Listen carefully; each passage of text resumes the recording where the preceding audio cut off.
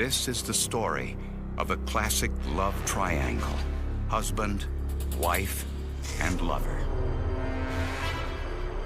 One of these three died in what was described as an accident. A forensic computer analysis uncovered photographs and emails so revealing they even embarrassed a local judge. Detroit, Michigan, nicknamed the Motor City for its history as one of the world's largest automotive manufacturing hubs. Just west of Detroit is Michigan State University with almost 40,000 students. In 1990, Michael Mick Fletcher was an undergraduate student there with hopes of one day becoming a lawyer. At a campus social event, Mick Fletcher met Leanne Meisner, who wasn't a student but worked as a telemarketer nearby. For both, it was love at first sight, and they were inseparable. 3 years later, in September of 1993, Mick and Leanne married.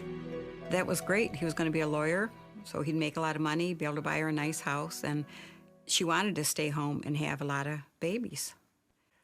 That's all she wanted in life. That's all, since she was a little girl, all she wanted to do was to get married and have children. The newlyweds settled in Hazel Park, a working-class suburb just north of Detroit. They bought this house on Hazelwood Avenue, and Mick started law school.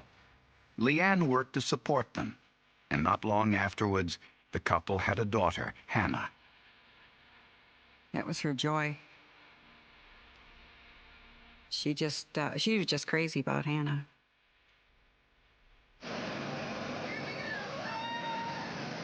The Fletcher household appeared to be a happy one.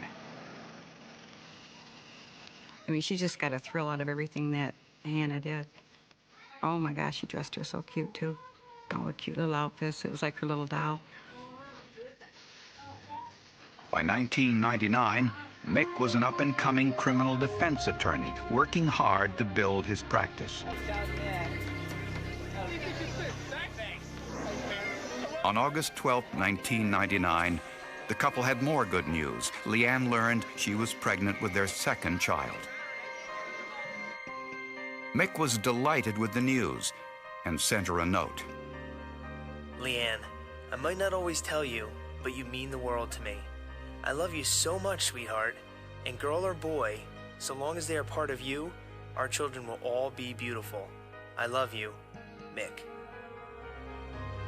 That Sunday night, the couple celebrated their good fortune with Leanne's parents. Mick asked his in-laws if they would watch their granddaughter, Hannah, the next day. And he said, well, I wonder if you'd babysit for about 1 hour. And I said, for 1 hour? And he said, yeah. He said, we want to go to the firing range. Mick believed in having a gun in the house for protection, and he wanted Leanne to learn how to use it. After visiting the firing range, Mick and Leanne decided to return home and to spend some quiet time together before picking up their daughter. Just a few minutes after they arrived home, Mick made a frantic call to police.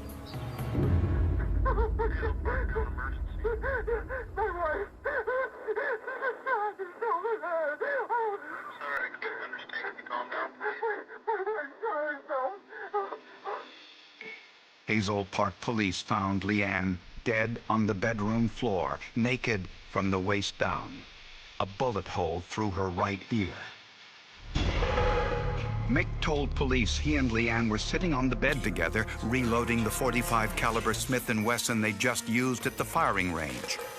He had trouble loading the second clip, so he gave it to Leanne to help him. He put the gun down in the gun box at the foot of the bed, got up, went to the bathroom to wash his hands, and that's when he heard the gun go off. He came running out of the bathroom and saw his wife laying on the floor. Oh, God. Leanne! Leanne! The last thing I ever wanted in my life was to bury one of my kids. And then to have to bury one so young, so beautiful. Not fair. At first glance, It appeared to be an accident, but police decided to take a second look, and then a third.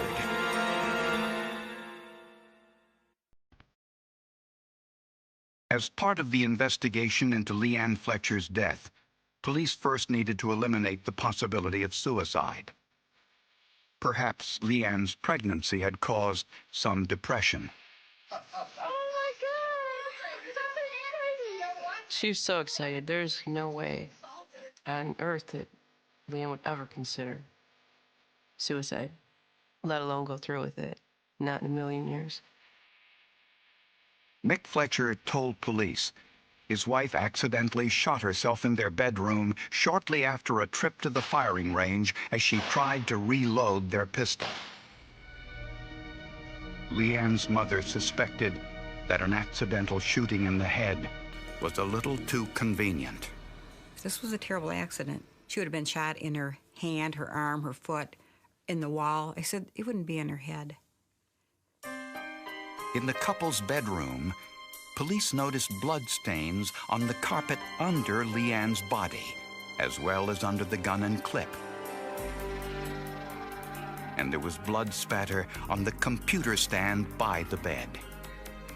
There was more blood spatter on the edge of the bedspread. The medical examiner, Dr. Lubisa Dragovic, performed Leanne's autopsy. There was no gunpowder residue in the bullet wound, but there were some tiny dots of gunpowder called stippling embedded in the skin around the wound.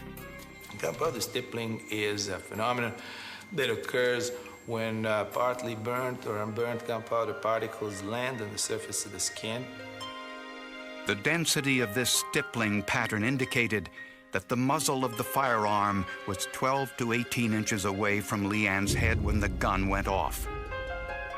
And the trajectory of the bullet was almost horizontal, an unusual path for a self-inflicted gunshot wound to the head.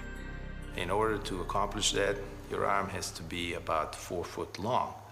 This lady had only 23 inches or 23 and a half inches long right arm.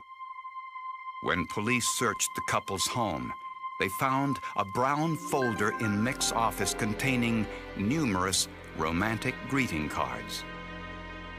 Inside were pictures of Susan Chernowski, a local district court judge. Investigators also discovered that Mick had earned $17,000 in legal fees from cases assigned by and presided over by Judge Susan Chernowski. If the two were romantically involved, this was a gross violation of legal ethics.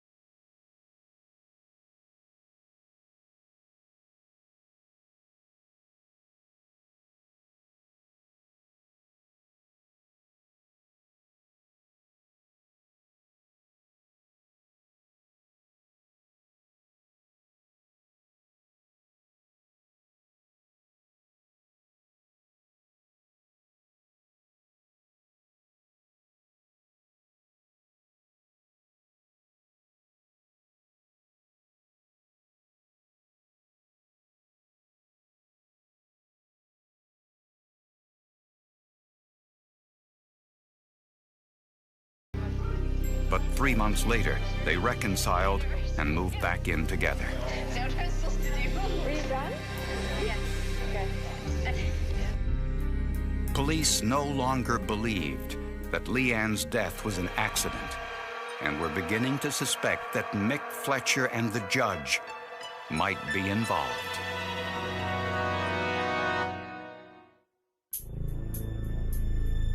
When investigators discovered that attorney Mick Fletcher was having an affair with a sitting judge at the time of his wife's death, both were considered suspects.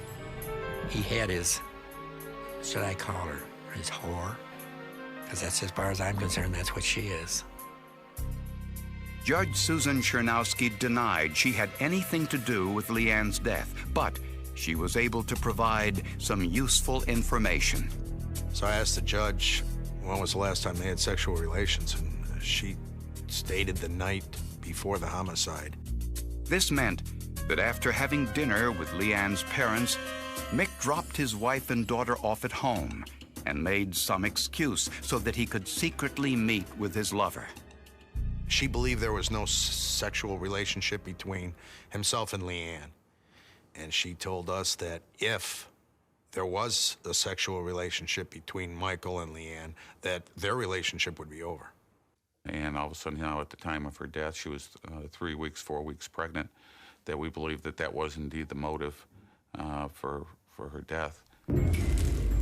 Mick insisted that Leanne's death was an accident. He claimed Leanne was reloading their gun and that he heard the gunshot when he was in the bathroom. But the evidence told a different story. The gun and extra clip were found on the floor and not in Leanne's hand. In a lot of cases where people shoot themselves, the gun is still in their hand because of anatomy that I can't explain. The body grabs the gun.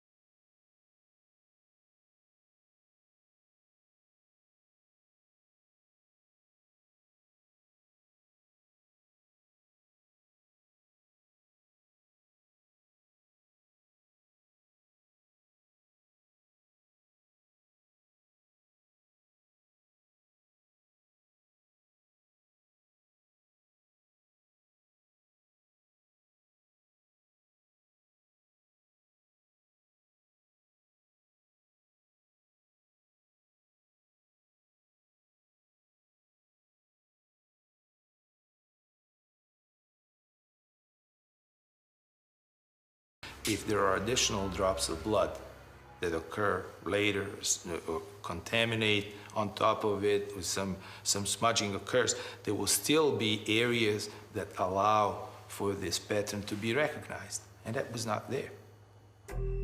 To find out where Leanne was when she was shot, investigators analyzed the angle of the blood spatter on the computer stand next to Leanne's body. The size and shape of the blood spatter told investigators that the blood hit the computer stand at a 10 to 20 degree angle.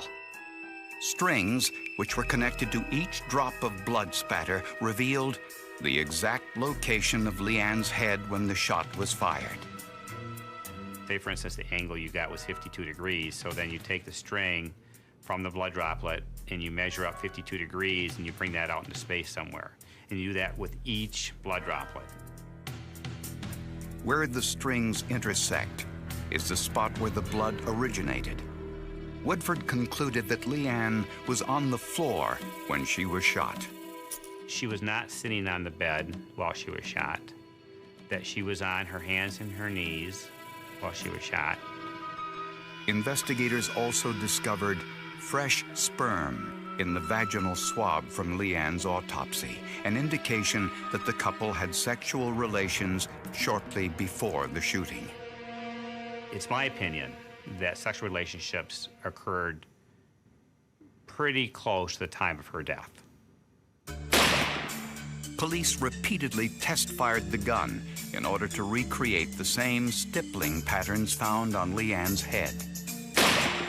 They fired at close range and gradually moved back at 6-inch intervals. The tests confirmed Dr. Dragovic's earlier observation. The gun was 12 to 18 inches away from Leanne's head when the shot was fired, too far away for Leanne to have held the gun herself. Which in essence takes out the possibility of this wound being self-inflicted. Leanne's family never believed Mick's story that the shooting was accidental. Judge Chernowski said she was out of town on the day of Leanne's death, which checked out, and investigators did not believe she knew about Mick's plans. Police arrested Mick Fletcher and charged him with the premeditated murder of his wife.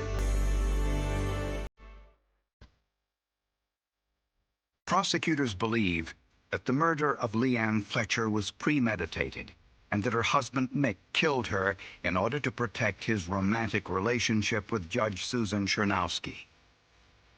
Judge Chernowski testified that Mick had lied to her about his relationship with Leanne. Mick told her he no longer was having sexual relations with his wife, and so Susan Chernowski believed that the two had a future together. But when Leanne became pregnant, Mick realized that the judge would discover he had been lying. I really do think if she wouldn't have gotten pregnant, she'd still be alive. I think that panicked him when she got pregnant, you know. Prosecutors believe the couple's trip to the firing range was probably a setup, a way to explain why the pistol was out of its case in the bedroom. They had to pick up their daughter, but before they picked up their daughter, they wanted to come home and have what he quoted as a quickie. When they returned from the firing range and Leanne went into the bathroom, Mick placed the gun near the gun case at the foot of their bed.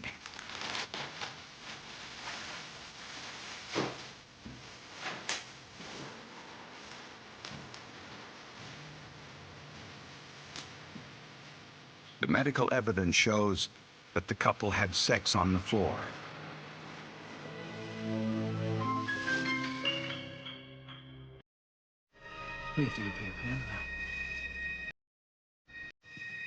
As Leanne was getting up, Mick grabbed the gun and pulled the trigger. The mistakes Mick made were numerous. Blowback blood spatter landed on the cuff of Mick's shirt. And he placed the weapon and clip on top of a blood stain next to Leanne's bloody hand, which clearly showed she hadn't been holding the gun. Mick then went into the bathroom and rinsed off Leanne's blood that was later found in the sink trap. Then he called police. You have the evidence of the night before where he is professing his love to another woman, not his wife. You had the blood in the trap of the sink, which would indicate that he washed his hands prior to making a 911 call. You have the high-velocity blood mist on the cuff of his shirt. You have the stippling patterns that are on the right side of Leanne's face. So it's a combination of all this evidence that just pointed towards him as the person that committed this crime. Mick didn't want to be with Leanne anymore, but the thought of her being with somebody else, he just couldn't handle it. Guilty of the lesser offense of second-degree murder. But the jury did not believe Mick Fletcher planned Leanne's murder, so he was convicted of second-degree murder. We were grateful that it was second degree, but it should have been first degree. It should have, I mean, it was clearly premeditated, and anybody that knew him knew that. The trial judge sentenced Fletcher to the maximum penalty allowed, life in prison.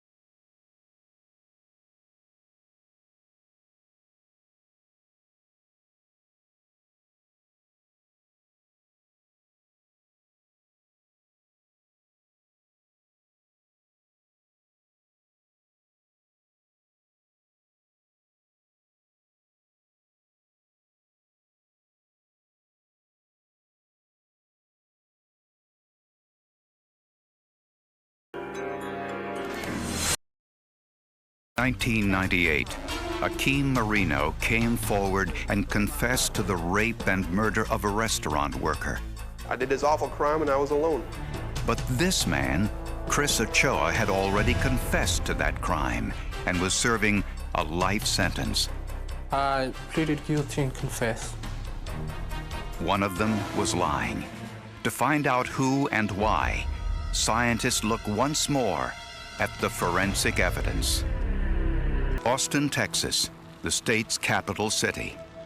20-year-old Nancy DePriest lived here with her husband, Todd, and 15-month-old daughter, Sylvia.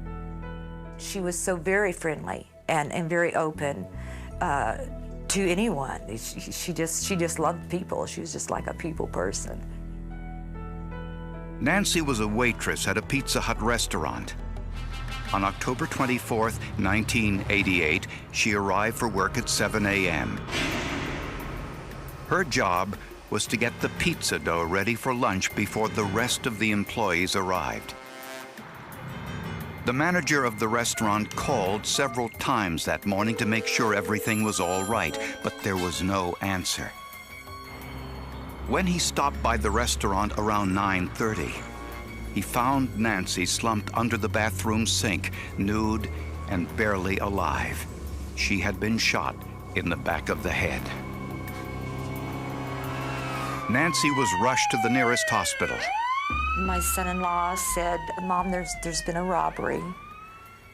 They shot Nancy." I said, "Todd, how bad is she hurt?" He broke down and he said, "Mom, she's on life support."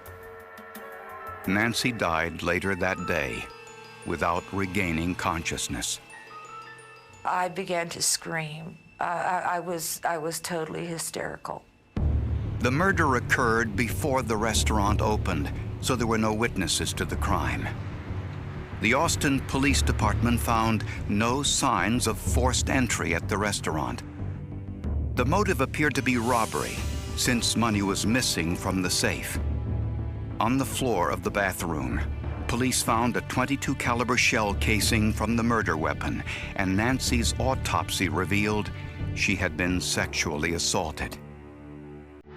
2 weeks later, investigators got their first break in the case. 2 employees from another Pizza Hut restaurant, 22-year-old Chris Ochoa and 19-year-old Richard Danzinger, went to the restaurant where Nancy had been murdered. So we ordered a beer and he toasted to the memory of Nancy. To Nancy DePriest. We won't forget you. To me, I found it kind of strange. Nancy's co-workers quickly informed authorities. Ochoa and Danzinger were later questioned by police. He started grilling me about what I know about this murder and this rape, and I told him nothing. We went round and round for a couple hours. I don't recall how many hours. But he said, at one point, he said, you know what? We know you're not capable of this, but we know you know something. Detective Hector Polanco, at the time a 12-year veteran of the force, took over the interrogation. At one point, he showed me pictures of death row. He showed them to me. He said, this is where you will live until you die. So I still kept on saying, I don't know anything. Richard Danziger and his girlfriend, Donna Angstad, were also questioned. They were absolutely horrible to me. One time, Hector Polanco pounded his fist on the table, and I thought he was coming across to grab me. I came up out of my chair and hit the wall behind me. It scared me so bad. Donna said she and Richard were together in Donna's apartment at the time of the murder. I took a lie detector test, and they told me I flunked it. 2 days later, Chris Ochoa confessed to the rape and murder of Nancy DePriest. I did it. I pleaded guilty. And it was, I can't describe it. He also revealed that his friend, Richard Danziger, was his accomplice. Ochoa said he and Danziger entered the restaurant with keys the two had obtained. They found Nancy alone, preparing pizza dough. After ordering her to remove the money from the safe, Ochoa said he and Danziger bound, gagged, raped, and shot her. Ochoa said he was the one who pulled the trigger. When the DNA results came back from the lab, police had even more proof that Ochoa and Danziger were the killers. Chris Ochoa not only confessed to the rape and murder of Nancy DePriest, he became the state's star witness against his friend and co-worker, Richard Danziger. Nancy's family was relieved that the case was concluded quickly. Not so much satisfaction. I didn't feel that. I guess relief that they weren't going to be able to do it to someone else. Bolstering Ochoa's confession was the DNA evidence. A blood sample from Chris Ochoa matched the DNA from semen on the victim's vaginal swab. I examined a vaginal swab specimen from Nancy DePriest. DNA was extracted from spermatozoa on that swab, and then DNA typing was done using a single gene that we had available at that point in time, and a result was obtained from that gene that was actually compatible with Chris Ochoa and about 10 to 16% of the population. Statistically, there were 3 million other Texans who might have shared the same genetic marker. But this wasn't the only forensic evidence. A brown hair found in the restaurant bathroom was microscopically similar to Danziger's. Richard Danziger pled not guilty and insisted he was innocent. But the strength of Ochoa's confession and the forensic evidence were too great. The jury deliberated just 7.5 minutes and found Richard Danziger guilty of aggravated sexual assault. He was sentenced to life in prison. In return for his testimony, Chris Ochoa avoided the death penalty, but he was sentenced to life in prison. There were nights that I would sit in my bed crying to God. Why? Why? I would ask him, I'm tired, God. Tired. I was very tired. And at some point, I wanted to end it all. Life in prison was even harder for Richard Danziger. After 3 years behind bars, Danziger was assaulted by another inmate who mistook him for someone else. Danziger was kicked in the head with steel-tipped boots. He survived, but suffered permanent brain damage. It's just, what's happened to him is horrible. He's going to need care for the rest of his life. But the story doesn't end there. 8 years later, Austin police received a letter from Akeem Marino, who was serving 3 life sentences in another Texas prison for a string of robberies and sexual assaults. Marino claimed that he was the one who raped and murdered Nancy DePriest. Marino claimed he had undergone a spiritual awakening while incarcerated and wanted to set the record straight. I did this awful crime and I was alone. Marino said the El Paso Police Department had the gun he used to kill Nancy DePriest. They had taken it when he was arrested on an assault charge. Homicide detective Manuel Fuentes was assigned to investigate Marino's story. I got a call from El Paso Police Department, and the detective there said, "You're not going to believe this, but that gun hasn't been destroyed. We still have it in evidence." Scientists compared Marino's .22 caliber handgun to the bullet removed from Nancy DePriest. The ballistic examination did not reveal a match.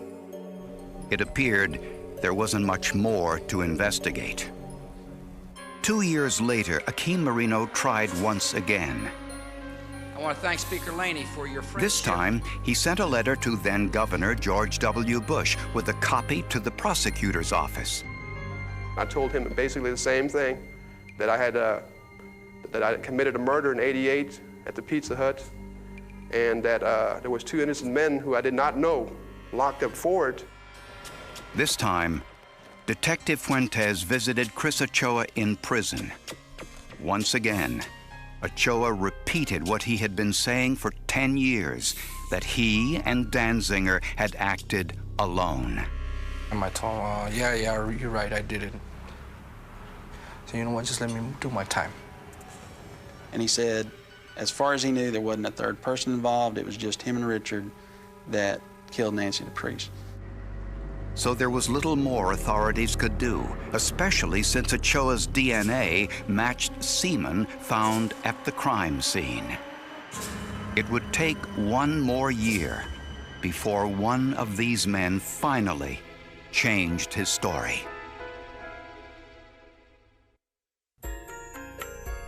For almost 11 years, Chris Ochoa continued to maintain that he and Richard Danziger were responsible for the rape and murder of Nancy DePriest.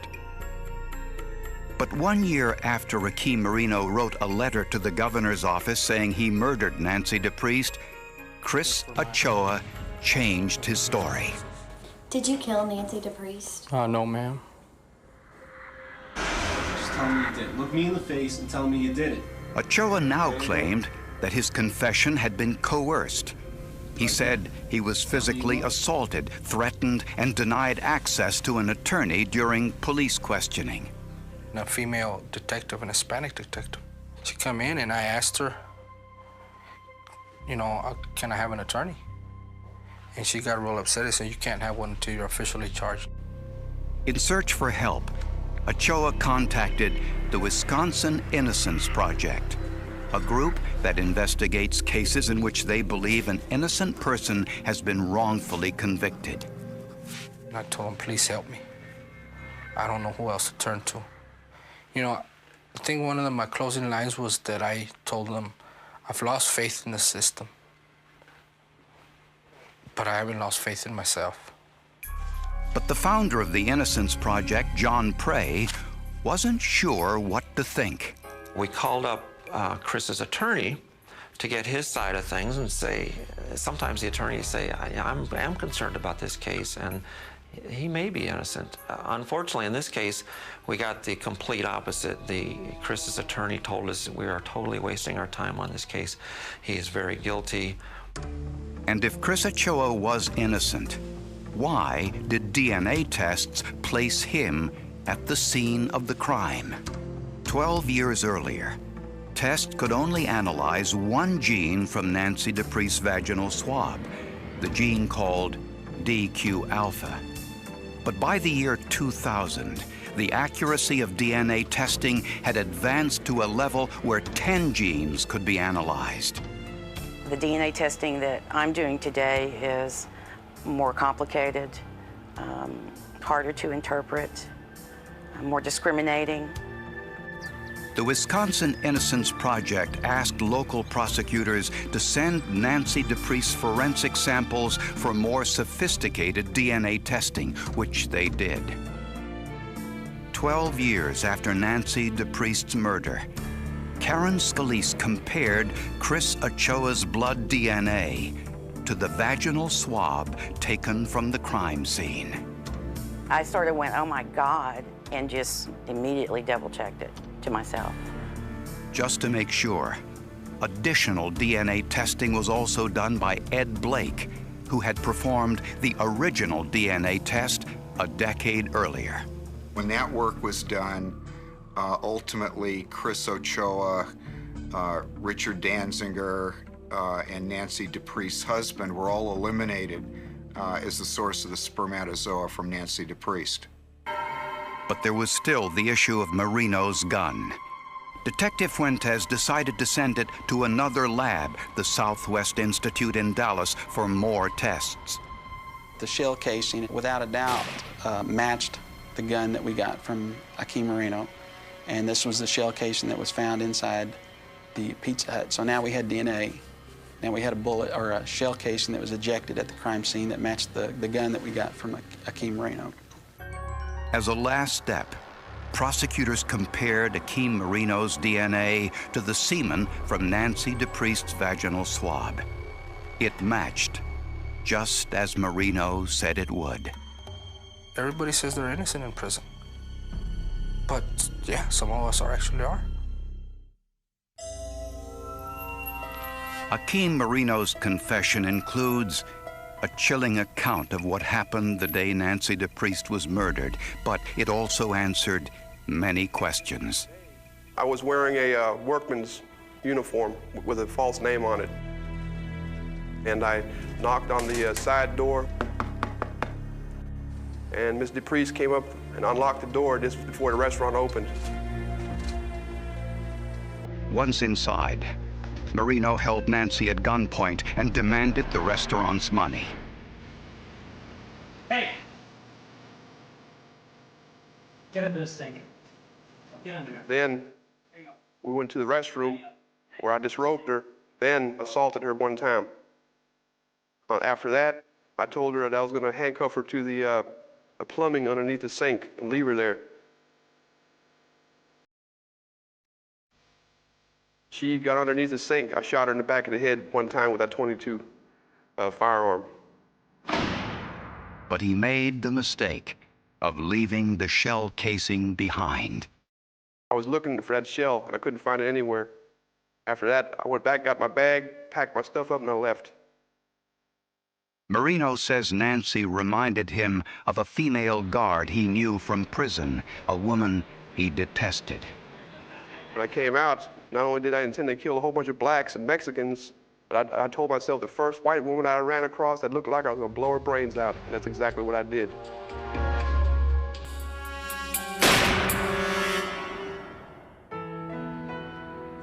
But the bigger question is why Chris Ochoa would repeatedly confess to a crime he didn't commit. You have to be a psychologist. I'm not. It's hard for me to conceive. In fact, when I first met Mr. Ochoa's attorneys and Mr. Danziger's attorneys, when they first brought me back, the first thing I asked them was, what in the world made Ochoa confess? Most people will come and tell me, I would have never confessed that. You know what? Don't tell me that, because you weren't sitting in that chair. Ochoa said he was threatened with the death penalty unless he confessed, a technique most law enforcement interrogation experts say is improper. The law, fortunately or unfortunately, allows police officers to lie to individuals being interrogated. What they can't say is, if you don't confess to me, you're going to get the death penalty, if they knew that to be a lie, or if you do confess to me, I'll make sure you don't go to prison or you don't get charged on this crime. So they can lie about the evidence and they can lie about other circumstances having to do with the interrogation, but they can't tell lies that could be regarded as promises or threats.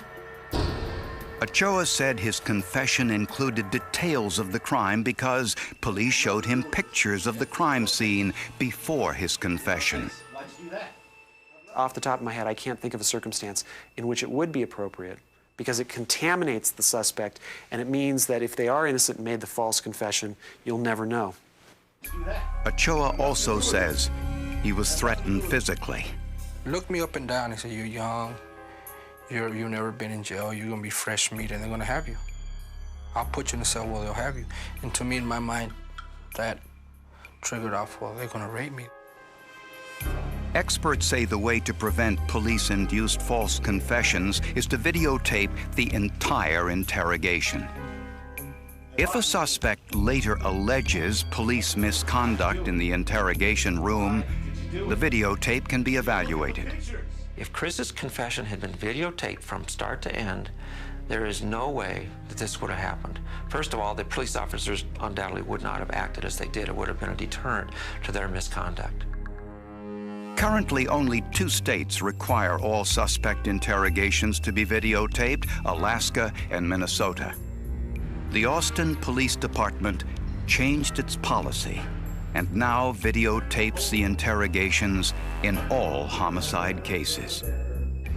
After 12 years in prison, on January 16, 2001, Chris Ochoa was a free man.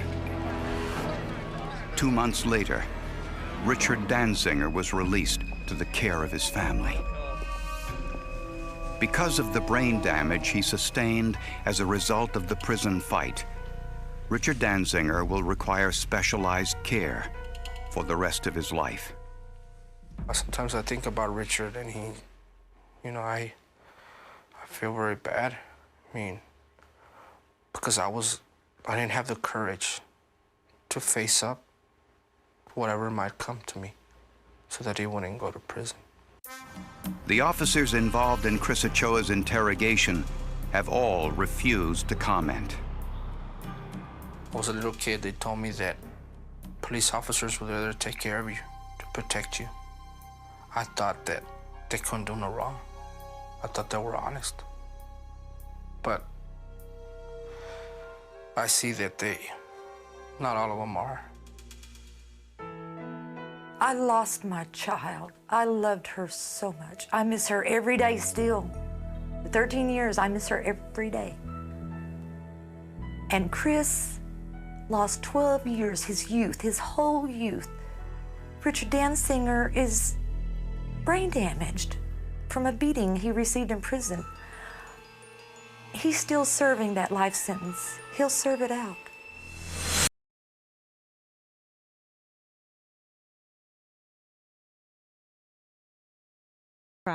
Buried family secret reveals the killer.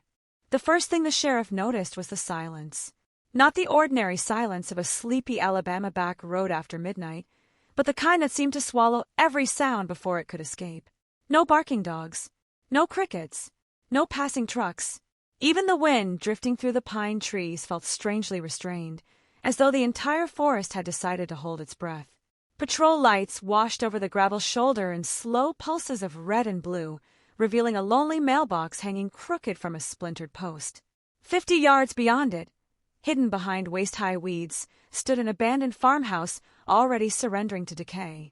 Every broken window reflected the rotating lights like empty eyes watching the deputies arrive. At first, there was no reason to believe this forgotten property would become one of Alabama's most haunting cold case mysteries. Then Deputy Charles Benton noticed something lying near the old well. A single white sneaker. It looked almost untouched by time. No mud, no blood, just a child's shoe resting neatly beside cracked concrete, as though someone had placed it there with impossible care. Nearby, faint drag marks disappeared into the darkness before fading beneath layers of fallen leaves. Benton called for backup. Within minutes, more cruisers filled the narrow road, followed by investigators carrying flashlights that sliced through the humid night. No child was ever found.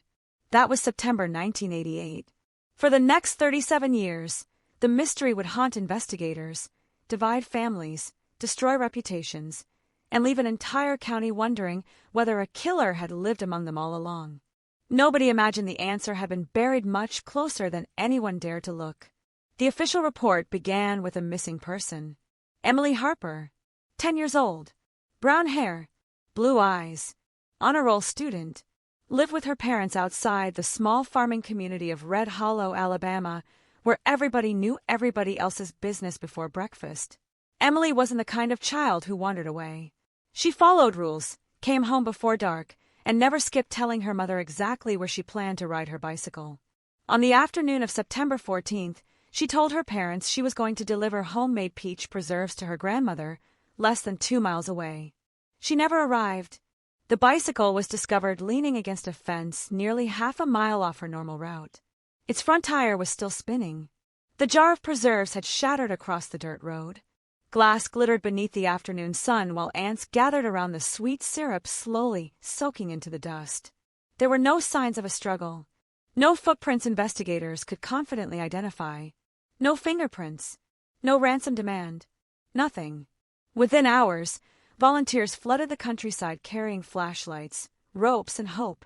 Churches opened their doors for exhausted search teams. Farmers parked combines to comb soybean fields on foot. Hunters searched creek beds they had crossed hundreds of times before. Helicopters circled overhead until fuel forced them back to base. Emily simply vanished.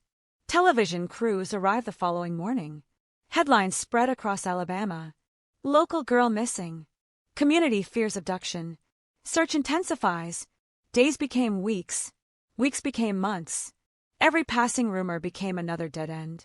Some residents believed a drifter traveling Highway 43 had taken her. Others whispered about escaped convicts. A few insisted they had seen unfamiliar pickup trucks driving through town just before sunset. Every lead dissolved. Every witness changed details after repeated interviews. Every theory collapsed beneath scrutiny. As winter settled over Red Hollow, hope slowly transformed into grief nobody wanted to acknowledge aloud. Sheriff Howard Lawson refused to stop looking. A Vietnam veteran with a reputation for relentless determination, Lawson believed somebody in Red Hollow knew more than they admitted. He interviewed neighbors repeatedly. He checked employment records. He compared hunting permits. He questioned truck drivers stopping at nearby gas stations. He even requested assistance from state investigators, convinced the disappearance had been carefully planned rather than spontaneous. His instincts told him one thing. The person responsible wasn't passing through. They belonged here. But instincts weren't evidence. Without evidence, prosecutors had nothing. The investigation began collecting dust almost as quickly as the abandoned farmhouse where deputies had first found the lonely sneaker. Years slipped away. Children who once joined volunteer searches graduated high school. Some married. Others moved away. Emily's bedroom remained untouched. Every birthday brought another unopened present placed carefully upon her bed by a mother unwilling to surrender hope completely. Neighbors stopped mentioning her name because every conversation ended with tears. Yet something about the case continued to disturb investigators reviewing old files. The timeline. According to witness statements, Emily should have reached her grandmother's house around 4 o'clock. Instead, several people claimed seeing an unfamiliar green pickup parked near Miller's Bridge between 3:40 and 3:50. One witness described a tall man wearing denim overalls. Another insisted the driver was elderly. A third swore the truck was blue instead of green.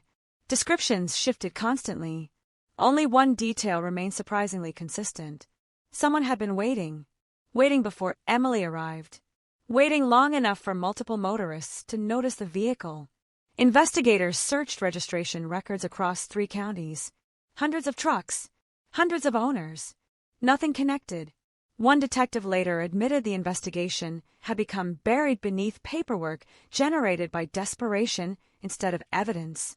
Every anonymous tip demanded attention. Every phone call required documentation. Every psychic prediction consumed valuable hours. Every rumor spread faster than facts. The truth slipped further away beneath noise. Then another strange detail surfaced. 3 weeks before Emily disappeared, local mechanic Raymond Ellis reported someone stealing a shovel from behind his repair shop. Not expensive, not unusual, except the thief ignored thousands of dollars worth of tools sitting nearby. Only the shovel vanished. Deputies recorded the theft, forgot about it. Years later, investigators wondered whether they should have paid closer attention. Because the shovel was never recovered, neither was Emily. The abandoned farmhouse eventually became central to nearly every conspiracy surrounding the case. Teenagers dared each other to enter after sunset. Hunters claimed hearing voices drifting from broken windows. One family reported strange lights moving through the property late at night. Deputies investigated repeatedly. Nothing. Just raccoons, wind, rotting wood, imagination feeding grief. Still, something kept drawing people back. The farmhouse belonged to the Whitaker family decades earlier before bankruptcy forced them to leave. Since then, nobody stayed longer than a few weeks. Locals considered the place cursed, not because of ghost stories, because every tragedy somehow seemed connected to that stretch of land. Livestock disappeared. Cars broke down. One hunter suffered a fatal heart attack nearby. Another vanished briefly before wandering onto a highway confused and dehydrated. Coincidences accumulated until superstition replaced reason. Sheriff Lawson dismissed every tale. He believed evil wore human faces, not supernatural ones. His detectives searched the farmhouse 6 separate times between 1988 and 1994. Metal detectors, cadaver dogs, ground probes. Nothing produced enough evidence to justify excavation. Budget limitations eventually ended further searches. The building slowly collapsed into the earth. Files moved into storage. New crimes demanded attention. Fresh victims replaced old headlines. Red Hollow continued living beneath the shadow of an unanswered question. What happened to Emily Harper? Children grew up hearing parents repeat the same warning. Never accept rides. Never trust strangers. Never take the old road alone. Emily became less of a person and more of a cautionary tale. But cautionary tales rarely explain themselves. They simply linger, waiting. Much like another piece of evidence nobody understood. Inside the sheriff's evidence locker sat a faded denim ribbon discovered tangled in blackberry bushes less than 100 yards from where the bicycle had been abandoned. Laboratories tested it in 1988. No fingerprints, no blood, no fibers matching known suspects. The ribbon disappeared into storage alongside hundreds of forgotten exhibits. Technology wasn't advanced enough. Not yet. Time marched forward. The sheriff retired. Several detectives passed away. Records yellowed. Evidence boxes collected dust. Emily's parents grew older. Reporters occasionally revisited the mystery during anniversary broadcasts, interviewing retired deputies who repeated the same heartbreaking sentence. We never stopped caring. Yet caring wasn't enough. Justice remained impossible. Then, in the spring of 2025, an evidence technician preparing older files for digital archiving opened a cracked cardboard box sealed nearly 4 decades earlier. Inside rested the faded denim ribbon, still carefully labeled, still preserved, still waiting. Advances in forensic DNA analysis allowed scientists to recover microscopic biological material impossible to detect in 1988. The ribbon traveled to a modern laboratory. Technicians wore protective suits. Every procedure followed strict contamination protocols. Weeks passed without updates. Then one ordinary Tuesday morning, the laboratory director made a phone call that instantly reopened one of Alabama's oldest unsolved investigations. The sample contained usable DNA. Not enough for an immediate identification. Enough for genealogy. Enough to begin following family lines stretching across generations. Enough to awaken ghosts sleeping beneath 37 years of silence. Detectives reopened dusty filing cabinets. Boxes returned to conference tables. Maps unfolded once again. Old witness interviews were digitized. Photographs scanned. Forgotten names resurfaced. Patterns nobody noticed in 1988 slowly emerged under modern analysis. One surname appeared repeatedly, not because investigators considered it suspicious at the time, because it appeared almost everywhere. Volunteer search lists, church attendance, neighborhood meetings. fundraising events, anonymous tip logs, property ownership records, funeral guest books. The same family had somehow remained close to every major moment surrounding Emily Harper's disappearance. Close enough to help, close enough to comfort, close enough to watch the investigation from the inside, close enough that nobody ever questioned them. Until now, and buried beneath decades of ordinary family history, investigators found a secret someone had spent a lifetime making sure never reached daylight. This is a work of fiction. All characters, locations, and events in this story are fictional. The discovery inside the old evidence box changed everything. For nearly 4 decades, the disappearance of Emily Harper had existed as a wound that never closed. A name spoken quietly, a photograph kept behind glass, a memory that refused to fade. But now, beneath the harsh white lights of a modern forensic laboratory, the impossible had happened. The past had left a trace, a tiny fragment of evidence that investigators in 1988 could never have imagined would become the key to unlocking the darkest secret buried beneath the town of Red Hollow. The DNA result did not arrive with sirens. It did not come with a dramatic confession. It came through a single phone call, a researcher staring at a computer screen, a match percentage rising higher than anyone expected, and then a name. The investigators gathered around the conference table without speaking. Old case photographs covered the walls. Maps from 1988 were spread across desks. The same faces appeared again and again. Detectives who had retired, witnesses who had aged, families who had waited years for answers.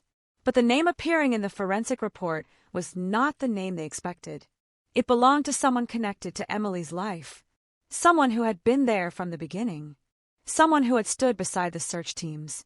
Someone who had offered help when the entire community was desperate to find her. The room became silent, because the most terrifying possibility in any cold case is not that the killer disappeared. It is that the killer stayed. For investigators reopening the file, the first question was no longer, who could have done this? The question became, how did we miss this for so long? Detective Marcus Vale had spent 20 years studying forgotten cases. He knew the pattern. Time changes everything. Witnesses forget. Records disappear. People move away. Evidence deteriorates. But time also creates something else. Confidence. The person responsible begins believing they escaped forever. They stop looking over their shoulder. They begin telling stories. And eventually, those stories create contradictions. The new investigation started by examining every person who had inserted themselves into the original search. Volunteers, neighbors, friends, local officials, anyone who had unusual access during those first chaotic days. The detectives returned to old interview tapes recorded on outdated equipment. The voices sounded distant and damaged, but the words remained clear. One voice appeared repeatedly. Daniel Whitaker, a respected member of the community, owner of a small construction company, a man who had organized search parties, a man who had donated supplies, a man who had comforted Emily's parents when hope was fading. In 1988, nobody looked at Daniel Whitaker as a suspect. They looked at him as a neighbor, a helper, a friend. But the new evidence forced investigators to examine everything differently. Every conversation, every photograph, every moment. A picture taken 3 days after Emily disappeared suddenly gained new meaning.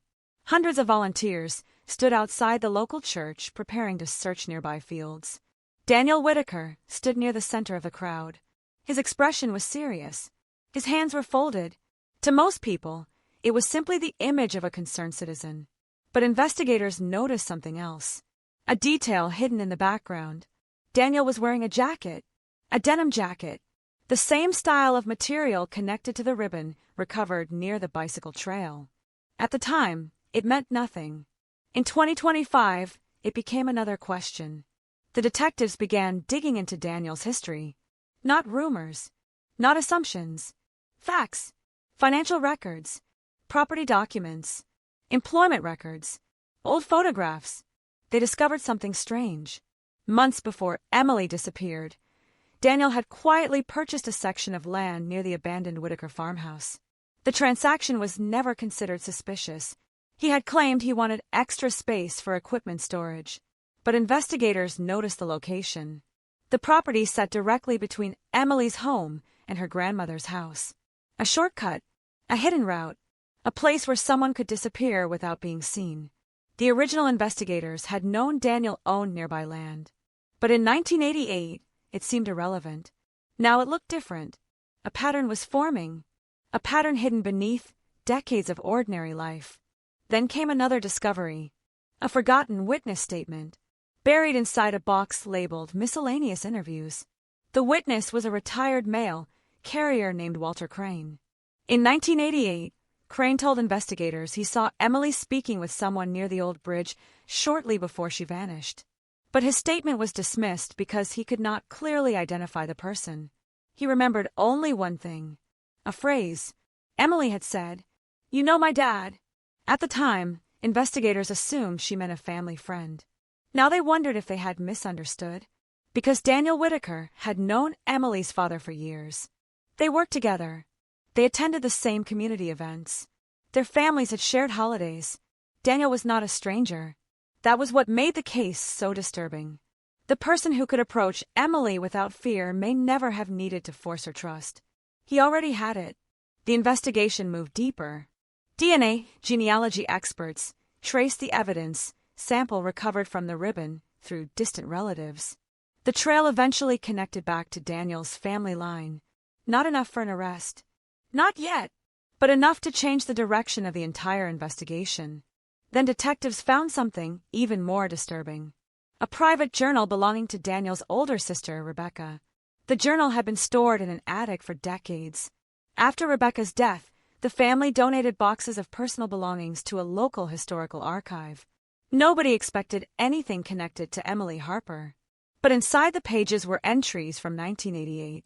Short sentences, strange observations, fragments of conversations. One entry dated September 15th, the day after Emily vanished, contained only 7 words. "He came home before the search began." Investigators stared at that sentence for hours. Who was he?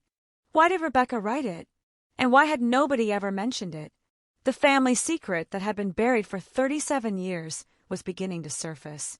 But every answer created another question. Because the closer investigators moved toward the truth, the clearer one thing became. The disappearance of Emily Harper was never a random tragedy. It was a carefully hidden secret protected by silence. And somewhere beneath the quiet streets of Red Hollow, beneath the houses, the fields, and the memories people tried to bury, the truth was finally beginning to rise. This is a work of fiction. All characters, locations, and events in this story are fictional. The sentence in Rebecca Whitaker's journal remained on the detective's screen for hours. He came home before the search began. 7 words. 7 words that had survived nearly 4 decades. 7 words that transformed a forgotten family diary into the center of an investigation that had been frozen in time. Detective Marcus Vail printed the page and placed it beside the original case map from 1988. The old paper was covered with faded markings, handwritten notes, and names of people who had been questioned during the first investigation. At the center of the map was Miller's Bridge, the place where Emily Harper's bicycle had been found, the place where witnesses reported seeing a strange truck, the place where the investigation had started, and possibly the place where it ended. For years, investigators believed Emily's disappearance was a mystery because there was no evidence. Now they realized something far more disturbing. The evidence had been there. It had simply been ignored. The new team began rebuilding the timeline minute by minute. September 14th, 1988. The final afternoon anyone saw Emily Harper alive. 3:15 p.m. Emily leaves her home, carrying a small basket containing peach preserves for her grandmother. 3:35 p.m. A neighbor sees her riding along the old country road. 3:42 p.m. A truck is reported near Miller's Bridge. 3:50 p.m. Emily disappears. 4:05 p.m. Daniel Whitaker arrives at the Harper home offering help. 4:30 p.m. The first search begins. The timeline had always bothered investigators. Daniel appeared almost too quickly. At the time, people saw it as kindness, a concerned neighbor responding immediately. But now detectives asked a different question. How did he know? The original reports showed Daniel arrived before many people in the community had even heard Emily was missing. He was already there, already helping, already organizing, already becoming one of the most trusted faces in the search, the person everyone relied on, the person nobody questioned. That was the terrifying power of a familiar face. A stranger creates fear, a friend creates comfort, and comfort can hide things fear never could. Investigators interviewed surviving members of the Whitaker family. Most refused to speak. Some claimed they remembered nothing. Others insisted Daniel had been a good man, a respected man, a loving brother. But when detectives mentioned Rebecca's journal, the reactions changed. Silence, long pauses, avoided answers. Then one family member finally agreed to talk. Thomas Whitaker, Daniel's nephew. He was 70 years old and living several states away. During the interview, Thomas appeared nervous, not because he feared the detectives, because he feared remembering. He described Daniel as complicated, a man who could be generous one day and cold the next, a man who hated losing control, a man obsessed with protecting the family name. Then Thomas revealed something investigators had never heard before, a story from his childhood, a warning. When Thomas was 16, he discovered a locked room in Daniel's old farmhouse, a room nobody was allowed to enter. When he asked about it, Daniel became furious. He told him, "Some doors stay closed for a reason." At the time, Thomas thought it was just anger, an adult protecting privacy. But decades later, the memory felt different. The detectives immediately searched property records. The farmhouse had changed owners multiple times. The locked room no longer existed. Renovations had destroyed most of the original structure. But old blueprints remained, and those blueprints revealed something unusual. A hidden storage area beneath the house, a basement section that had been sealed before the property was sold. The investigators returned with excavation equipment. The media quickly noticed. After 37 years of silence, the cold case was moving again. Headlines appeared across the state. Forgotten mystery reopened. New DNA evidence shakes Red Hollow. Family secret under investigation.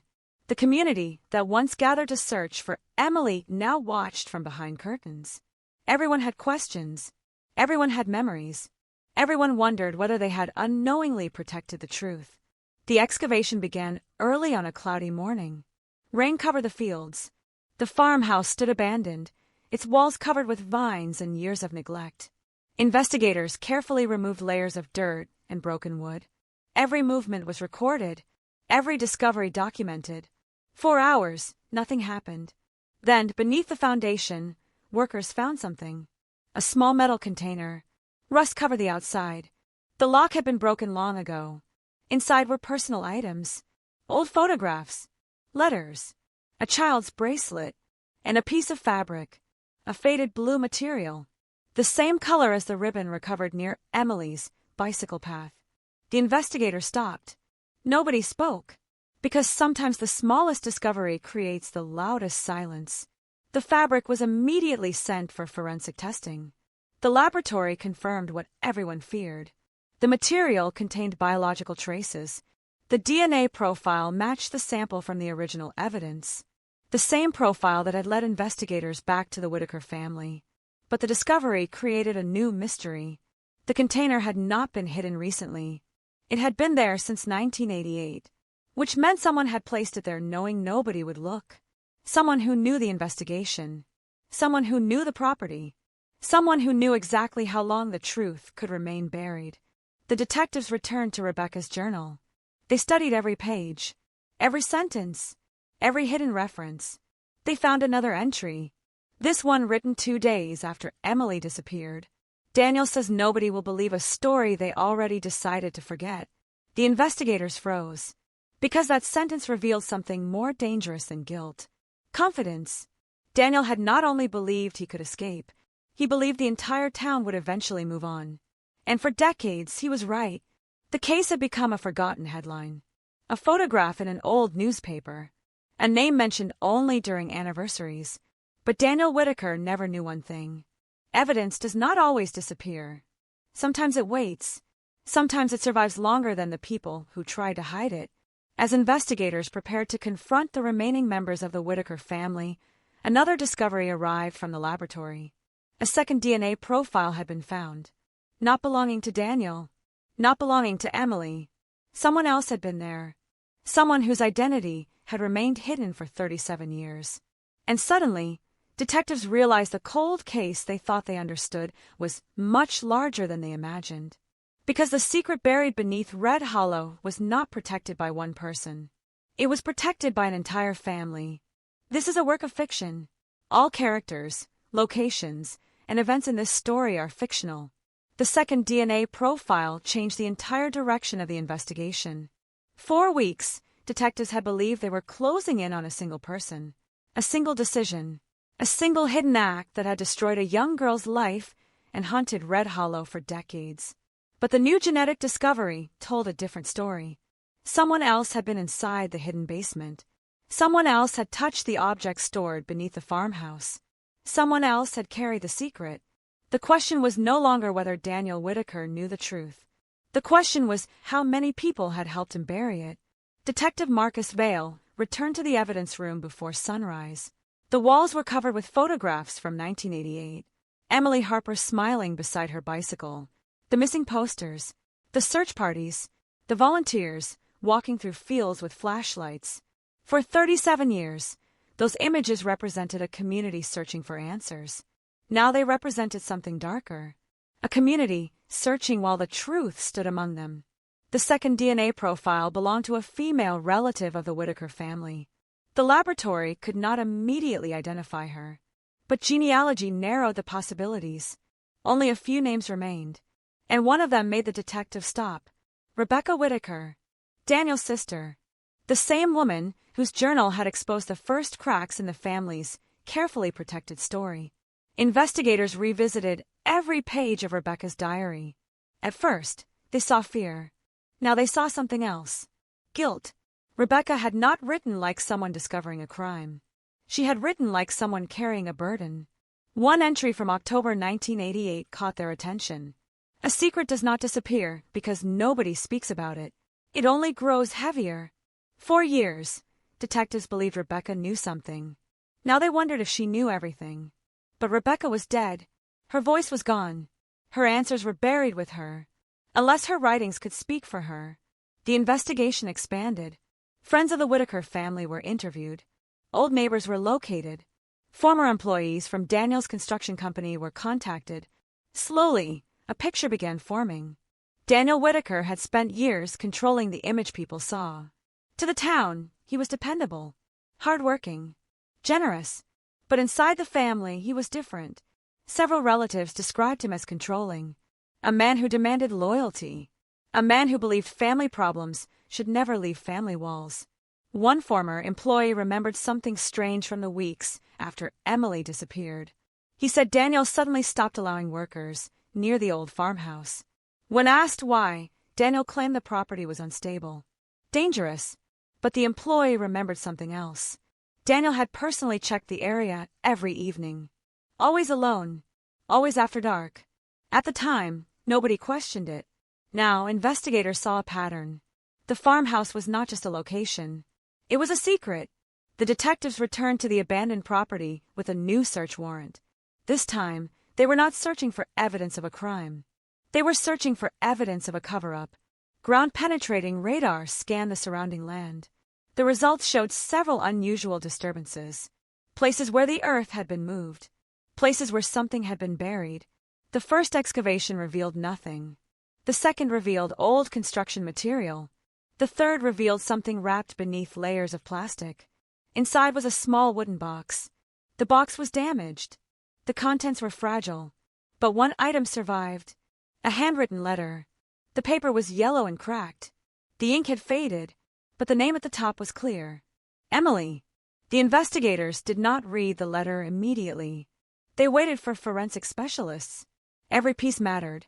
Every word mattered. Because after 37 years, the truth had finally reached the surface. The letter was not written by Emily. It was written to her. And the signature at the bottom belonged to someone nobody expected. Rebecca Whitaker. The letter contained no confession. No direct admission. but it revealed a terrifying detail. Rebecca had known Emily was in danger. She had known before the search began. She had known before the town gathered. And she had stayed silent. The detectives read the final lines repeatedly. I should have stopped him. I should have told them. I was afraid of what would happen if the truth came out. The investigation was no longer about finding a missing child. It was about understanding why an entire family protected the person responsible. The answer appeared to be fear. Fear of Daniel. Fear of scandal. Fear of destroying the Whitaker name. But fear could explain silence. It could not explain everything. Because one question remained unanswered. Where was Emily Harper? The evidence found beneath the farmhouse suggested the truth had been hidden there. But the exact location remained unknown. The investigators searched deeper into Daniel Whitaker's past. They discovered property records showing he had access to multiple abandoned locations across the county. Old warehouses, unused farmland, empty buildings, places where nobody would look.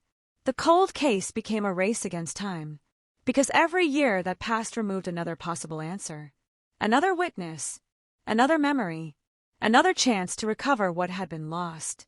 Then investigators received a call from an unexpected source, an elderly man named Samuel Price, a former neighbor of the Whitaker family. He had seen the news reports. He had watched the investigation return, and after decades of silence, he decided he could no longer keep what he knew. When detectives arrived at his home, Samuel was holding a faded photograph, a photograph taken in September 1988. The image showed the search area near Miller's Bridge. At first glance, it looked ordinary. Volunteers, police vehicles, people looking through fields. But Samuel pointed toward the background, a figure standing near the tree line, watching, not searching, watching. Samuel whispered the words investigators had waited decades to hear. I saw him there that day. The detectives leaned closer, because the figure in the photograph was not Daniel Whitaker. It was someone else, someone who had never appeared in the original investigation, someone whose name had been hidden from every report. And when investigators identified the person in the photograph, they realized the secret buried in Red Hollow went far beyond one family. The disappearance of Emily Harper had been surrounded by lies from the very beginning. And the biggest lie was still waiting to be uncovered. This is a work of fiction. All characters, locations, and events in this story are fictional. The photograph sat beneath the evidence room lights for nearly an hour. Nobody moved. Nobody spoke. Because sometimes the smallest image can reopen the largest wound. Samuel Price had kept the photograph hidden for 37 years. Not because he wanted money. Not because he wanted attention. Because he was afraid. Afraid of what he had seen. Afraid of who he had seen. And most of all, afraid of what would happen if he spoke. The person standing near the tree line in the photograph was identified as Thomas Whitaker, Daniel's younger cousin, a man who had never appeared in the original police reports, a man who had never been interviewed, a man who, according to official records, was not even in Red Hollow on the day Emily disappeared. But the photograph told a different story. Thomas was there, standing alone, watching the search, not participating, not helping, watching. Detective Marcus Vale immediately pulled every record connected to Thomas Whitaker. The first discovery was simple. Tomasz had lied. In 1988, he told investigators he was working several counties away during the week Emily vanished. Payroll records proved otherwise. He had taken 3 days off. 3 days beginning the morning before Emily disappeared. 3 days that matched the exact timeline of the investigation. The detectives returned to the Whitaker family history. The deeper they searched, the more complicated the story became. Daniel was not the only person who had hidden information. The family had spent decades protecting each other. But protection had a price, and that price was the truth. Thomas eventually agreed to an interview. He arrived without an attorney, without excuses, without the confidence investigators expected. He looked exhausted, older than his years, like someone who had spent decades fighting a battle nobody else could see. The detective placed the photograph on the table. Thomas looked at it. His face changed immediately. Not surprise, recognition. You knew about this picture, Marcus said. Thomas remained silent. You knew someone had it. Still nothing. Then the detective asked the question that broke the silence. "How long have you been protecting Daniel Whitaker?" Thomas lowered his eyes. And for the first time in decades, someone inside the family began telling the truth. He admitted he arrived at the farmhouse shortly after Emily disappeared. He admitted Daniel called him. He admitted Rebecca was already there. But he insisted he did not hurt Emily.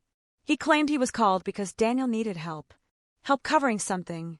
Help hiding something. The detectives asked what he meant. Thomas hesitated.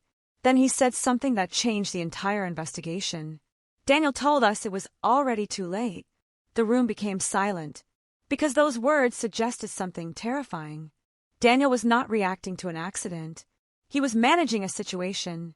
The detectives asked Thomas what happened inside the farmhouse. At first, he refused to answer. Then he began describing that night. The old farmhouse, the basement, the fear, the arguments, and the moment when Rebecca realized the truth. According to Thomas, Daniel had been obsessed with controlling every part of his life. His business, his reputation, his family. He believed any problem could be solved if enough people stayed silent. After Emily disappeared, Daniel gathered the family together. Not to explain, to command. He told them nobody would believe a story against him. He told them the town trusted him. He told them the police had no evidence. And for a while he was right. But Thomas revealed something investigators had never considered. Daniel did not act alone because he was powerful. He acted alone because everyone around him was terrified. The investigation shifted again. Detectives searched through old phone records. Most had been destroyed, but one surviving document changed everything. A handwritten message found inside Daniel Whitaker's old business files. The note contained only a date, September 14th, 1988. And a location, the abandoned water tower outside town. Investigators had never searched there, because nobody had ever mentioned it. The water tower had been closed since the early 1980s. The land around it had become overgrown, forgotten, hidden, exactly the kind of place someone could disappear. The search began the next morning. The entire area was sealed. Forensic teams moved slowly through the overgrown ground. Every inch was photographed. Every discovery documented. Then, beneath a layer of collapsed concrete near the tower base, investigators found something. A small metal pendant. A necklace. Emily Harper's parents immediately recognized it. It was the necklace she wore every day.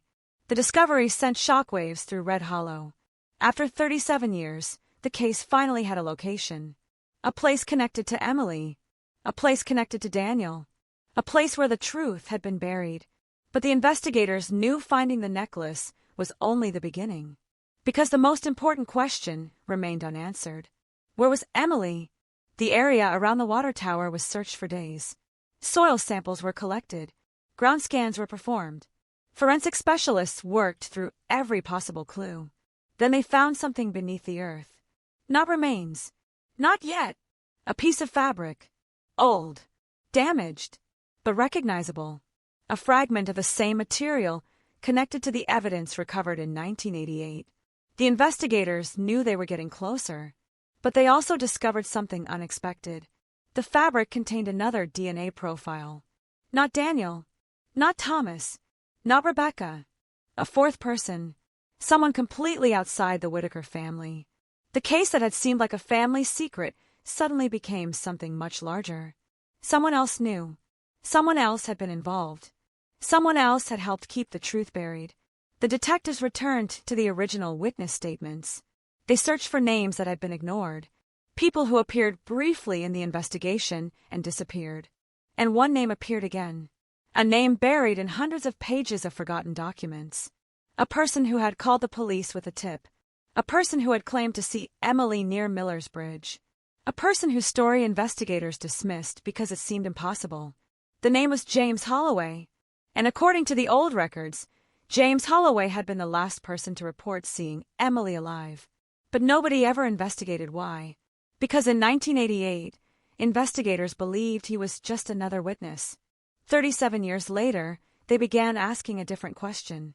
What if he was never a witness at all? What if he was part of a secret?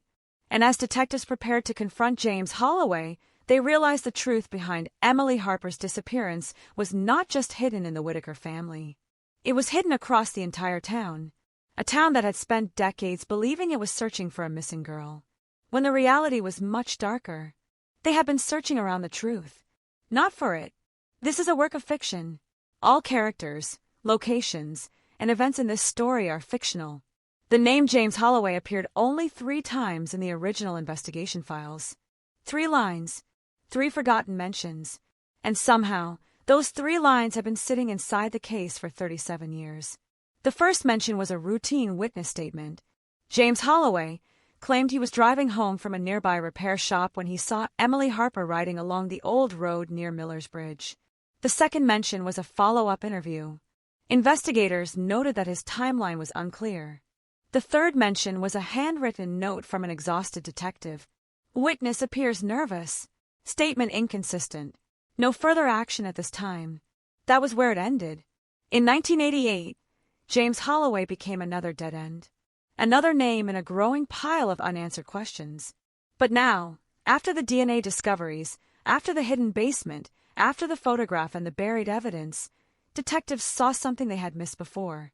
James Holloway had not simply appeared in the investigation. He had appeared at the exact center of it. He was near the bridge. He knew the area. He knew Daniel Whitaker. And he had been one of the first people to provide information about Emily's disappearance. Too much was connected. Too many pieces were falling into place. Detective Marcus Vale located James Holloway living alone in a small house outside the county. The man who answered the door looked nothing like the confident young mechanic described in the 1988 reports. Time had changed him. His hair was white. His movements were slow. But when Marcus mentioned Emily Harper's name, the reaction was immediate. The pause lasted only a few seconds. But investigators noticed. A person who truly remembered nothing usually searched their memory. James Holloway looked like someone trying to decide how much to reveal. "I knew this day would come," he finally said. The detectives exchanged a glance. Because those words were not the words of an innocent witness. They were the words of someone who had been waiting. Inside the interview room, James refused water. He refused small talk. He simply stared at the photograph of Emily placed in front of him. "I was 28 years old," he said quietly. "I thought I was protecting my family." Marcus leaned forward. "Your family." James looked down. "No, not mine." A long silence followed. Then he revealed a secret that connected him directly to the Whitakers. James Holloway had worked for Daniel Whitaker's construction company. For years, he was one of Daniel's most trusted employees. He had access to the properties, the equipment, the abandoned buildings, the places where nobody would think to search. And according to James, Daniel knew exactly how to use that loyalty. He knew people followed him, James said. He knew people wanted to believe he was a good man. The detectives asked what happened on September 14th, 1988. James closed his eyes, and for the first time, he described the day that had haunted him for decades. He said Daniel called him shortly after Emily disappeared. Not after the police arrived. Not after the search began. Before, Daniel told him there was a problem. A problem that could destroy everything. James admitted he drove to the farmhouse. He admitted Rebecca was there. He admitted Thomas arrived later. But he insisted he never wanted to be involved. "I should have walked away," he said. "Why didn't you?" James stared at the table. "Because Daniel made sure we believed there was no way back." The detectives asked about Emily. For several minutes, James said nothing. Then he whispered, "She trusted him." Those 3 words changed the room. Because investigators had always focused on the possibility of a stranger. An unknown person. Someone who took Emily from the road. But James was describing something different. Someone Emily already knew. Someone she would approach without fear. Someone she would not run from. The investigation returned to the old farmhouse. Every interview, every photograph, every piece of evidence. The story was no longer about a random disappearance. It was about a chain of choices, small decisions, small moments of silence, until the silence became impossible to break. James provided investigators with one final piece of information. A location. A place Daniel had never mentioned. A place outside Red Hollow where he stored equipment after closing the construction company. an abandoned quarry hidden deep in the woods. The detectives arrived before sunrise. The fog covered the trees. The old quarry looked untouched. Forgotten. The kind of place that disappeared from memory. Search teams moved slowly through the area. Then one investigator noticed something unusual. A section of ground where the vegetation grew differently. A place where the earth had been disturbed years earlier. The excavation began. Hours passed. The entire community waited. Then the call came. Investigators had found something. Something that had been hidden beneath layers of soil and time. A discovery that would finally answer the question Red Hollow had carried for nearly 4 decades. But before the final truth could be revealed, detectives found one more surprise. A second container, hidden only a few feet away. Inside was not evidence from Emily's disappearance. Inside was evidence someone had intentionally placed there years later. Someone had returned to the quarry. Someone had been trying to control the story. Someone had been cleaning up the past. And suddenly investigators understood the most frightening possibility. The person responsible for hiding the truth had not disappeared with the secret. They had been watching, waiting, making sure nobody ever uncovered what happened. Until now, because the cold case that everyone thought was finally ending had just revealed another mystery. Someone was still protecting the truth, and that person was still out there. This is a work of fiction. All characters, locations, and events in this story are fictional. The second container changed the investigation once again. For the first time in 37 years, detectives believed they were standing at the edge of the truth. The quarry had already revealed enough to shake Red Hollow. The hidden evidence, the buried objects, the secrets left behind by people who believed time would protect them. But the second container created a new fear. Someone had returned. Someone had known investigators would eventually find the quarry. Someone had been preparing for the possibility that the past would come back. Detective Marcus Vale stood near the excavation site, staring into the woods surrounding the abandoned quarry. The trees were older. The paths were different, but the feeling remained the same. Someone had been here before. Someone had been watching. The forensic team carefully opened the second container. Inside were no personal belongings, no photographs, no letters. Instead, they found documents, old construction records, property maps, handwritten notes, and a small audio cassette, a cassette dated October 1988.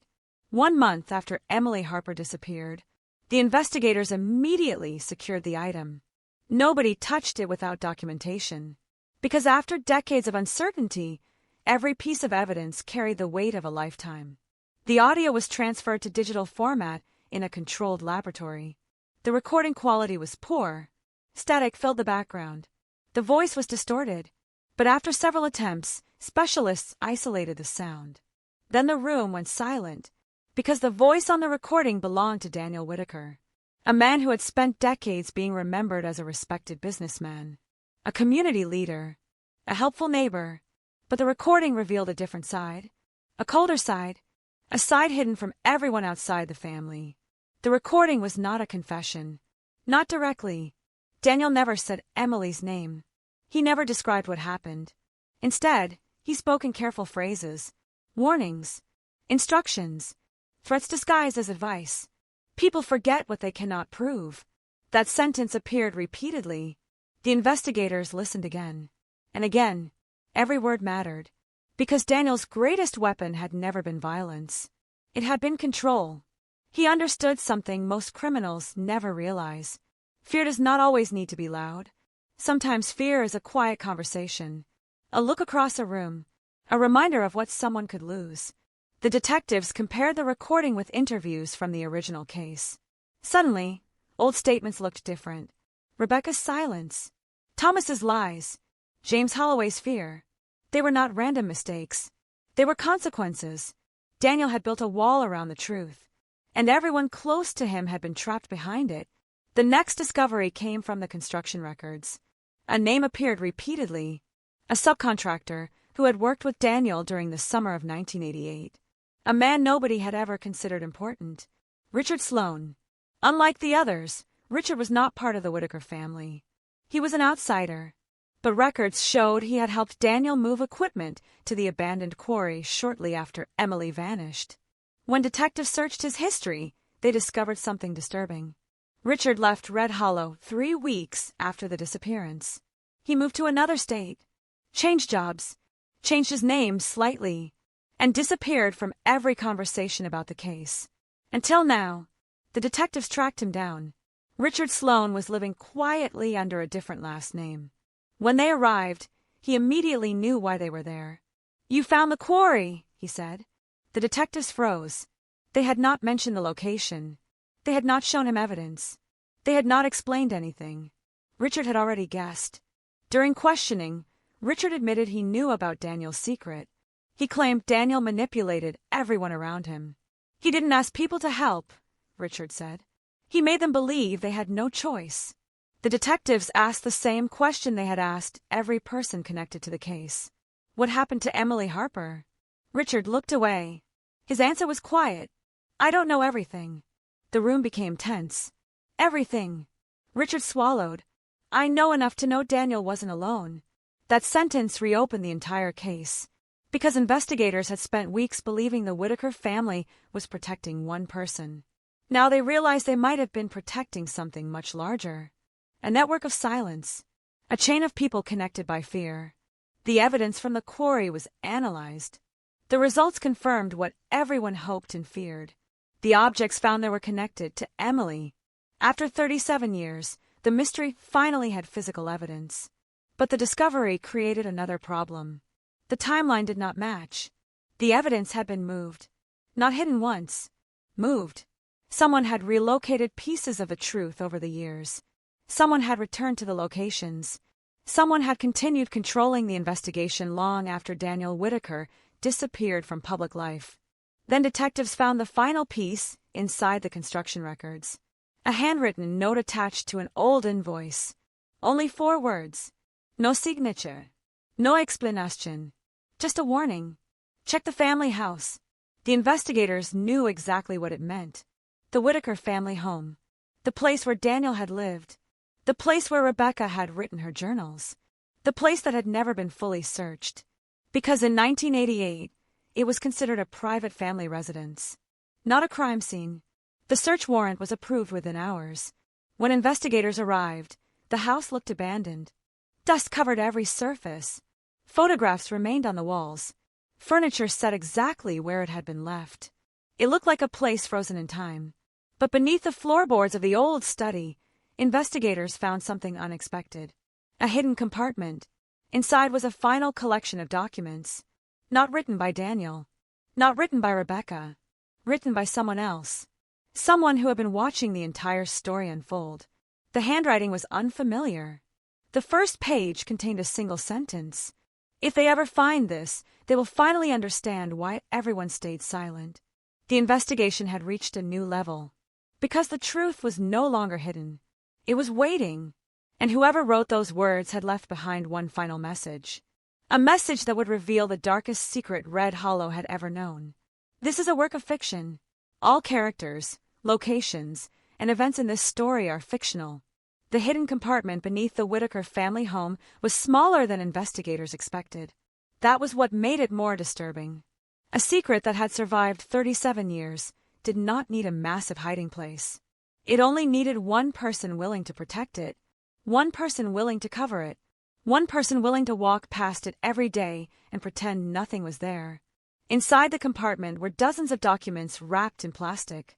Old photographs, handwritten notes, receipts, a damaged notebook, and a sealed envelope marked with one name. Emily Harper. The investigators stared at the envelope for several seconds. Nobody wanted to be the first person to open it, because after decades of searching, they understood something important.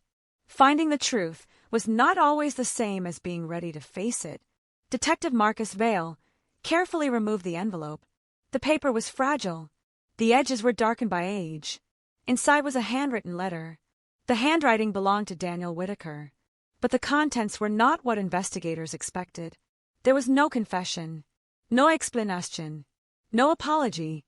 Instead, the letter described a fear that one day someone would uncover everything. Daniel wrote about mistakes, about consequences, about the danger of secrets becoming too heavy to carry. But one paragraph caught everyone's attention. The first person who breaks will not be me. It will be the person who knows the most. Investigators immediately looked at Rebecca's journal. The two documents appeared connected. Daniel knew Rebecca was struggling. He knew she carried information. He knew she was the weakest link in the wall of silence.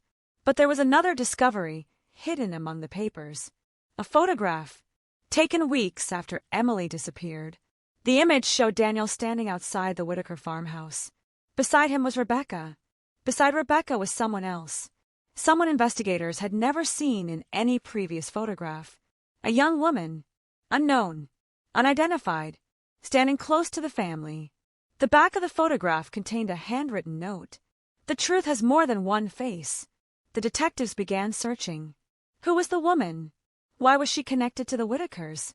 And why had nobody mentioned her during the original investigation? The answer came from old employment records. Her name was Laura Bennett.